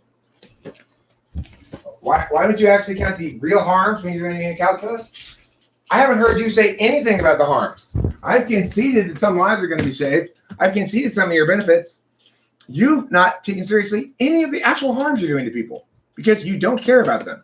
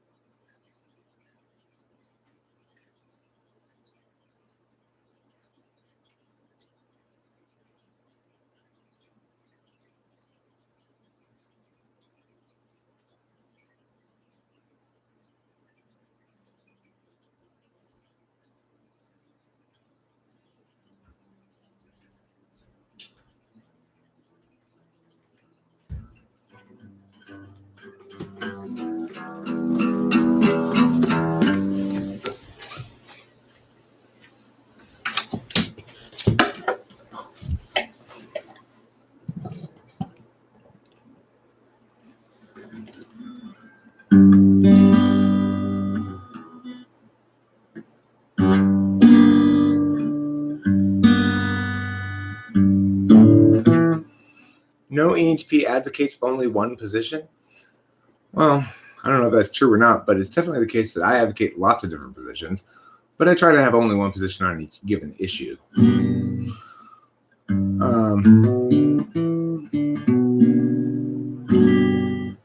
I lost the debate, Bluebird. I'm not interested in having a debate with you. I'm actually mad at your malfeasance and those like you who care so little about reality that you make your advocacies in the absence of any meaningful arguments, data, or ability to answer any questions. So, if you won the debate, shame on you. You know, shame on you. Because you're not calculating any of the harms to people. You're pretending like you're not hurting people or that they don't matter. That because you're saving lives, we can just ignore that you're hurting people. We can ignore that you're costing lives too. You're not answering any of my questions meaningfully. You're not addressing what I'm saying meaningfully. You're just playing like this. Nah. In contrast, I acknowledge some of your benefits. You just dismiss my harms. You're incredibly arrogant to think that you can predict everything, how it's going to play out. So much so that you can cost people their lives, and expect us all to assume that your predictions are right. It's shameful. There's no disinformation. I use actual fucking stats. I don't disinformation at all. I'm not saying that this is a hoax. I'm not saying that there are no benefits. I'm not saying anything. I'm actually arguing the thing like a real human being does. You know? I'm pointing out that we have a lot of seasons where there's, right, in 2015, same months.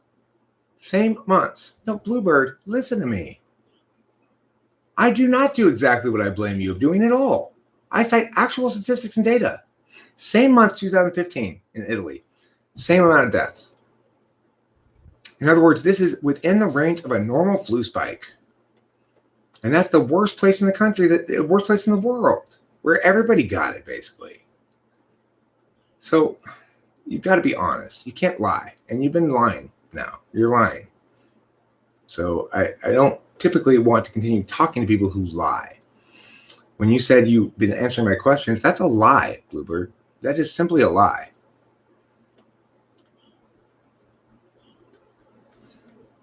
I mean, I could take on both of the positions we make too. I can argue the other side as well. I'm a debate coach by profession, Claire. I'm a professional debate coach that's very successful.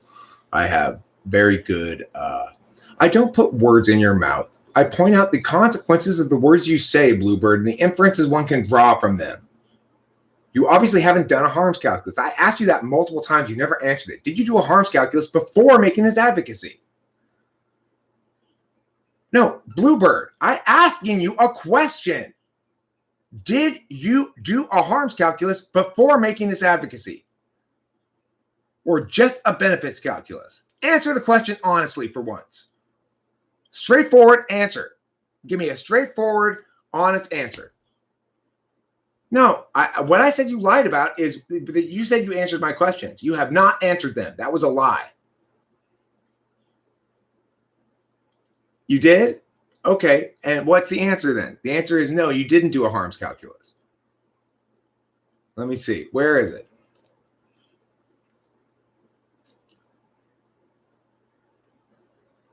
And you accuse me of spreading disinformation, although nothing I have said is counterfactual. Everything I've said is factual. You've ignored most of the facts. I don't see any answer to it. I don't see it anywhere. Well, can you tell me what the answer is? Can you just repeat the answer for me, please? Instead of saying look above, Bluebird, did you do a harms calculus before deciding on this advocacy?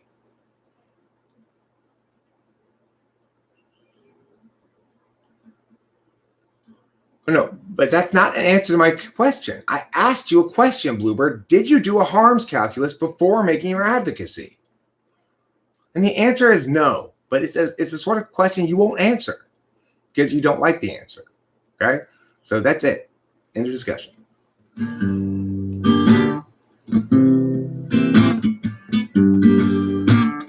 That's not an answer to my question. That's what I mean by not answering my question and you being a liar. That's not an answer to my question. It's an answer to a different question.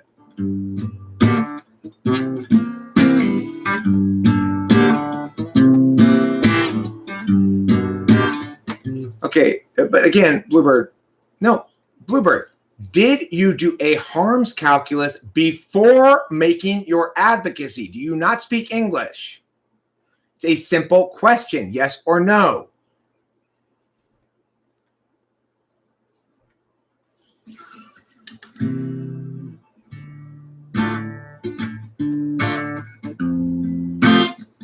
No, that is a question. That is an answer to a different question, Bluebird. You're answering the question, should the music store people's livelihoods matter as much as I think they should? And the answer is no, they don't matter as much as overflowing the healthcare system. Well, what about the wedding dress store? Well, that one doesn't either. What about the tuck store? That doesn't either. What about the Chuck E. Cheese where people only go to eat in? That doesn't matter either. That matters less too. And I can name a million other individual businesses who are harmed, and you would say that all of those cumulatively matter less than the impact of the healthcare system. And it wouldn't matter to you. But you're not answering the question I asked, which is, no, I asked, did you do a harms calculus before making your advocacy? Before you decided what your advocacy was. Did you do a harms calculus then? That's what I asked. You're not answering that question. The answer is no, you didn't. You just went with your gut. That's why you shouldn't be involved in making any kind of advocacies at all.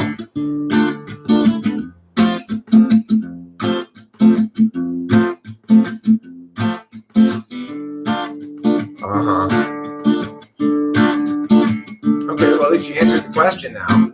You finally answered it. How long did it take me to get you to answer the question? Bluebird, we're talking about your willingness to answer questions. Now, it took me 50 times asking that question before you were willing to answer it. And I don't believe your answer. You didn't do any kind of meaningful calculus at all. But I'll accept your answer. It is an answer. You did finally answer it. But see how hard it was for me to get you to... No, Bluebird. You did not answer it heretofore. I asked specifically, did you do the harms calculus before? You never answered that. You pointed to a harms calculus you made in this line of argumentation here or not today. You did not answer the question if you'd done so before making the advocacy. You did not. Don't lie again. You need to stop lying, okay? You can be wrong. You can't lie. That's not acceptable. Now, you know you didn't answer that question. So you stop lying about it. You did answer it finally. Yes, you did finally. But you have to admit you had not answered it prior. And don't lie about that.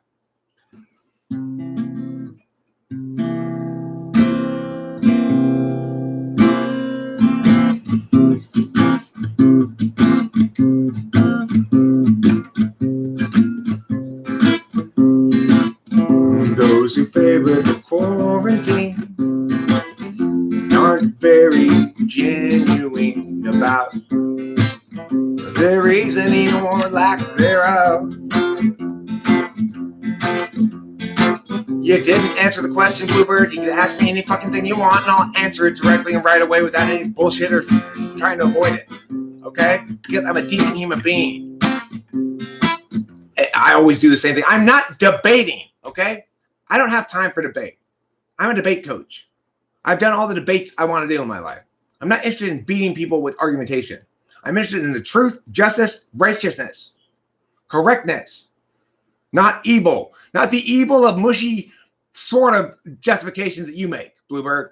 Not that kind of evil. I'm interested in crushing the kind of evil that produces this kind of outcome because people like you go with their emotions instead of their thoughts. So shame on you and fuck off. Goodbye. I'm done. Eric is a child in a 60-year-old body. Cloud, you're an idiot.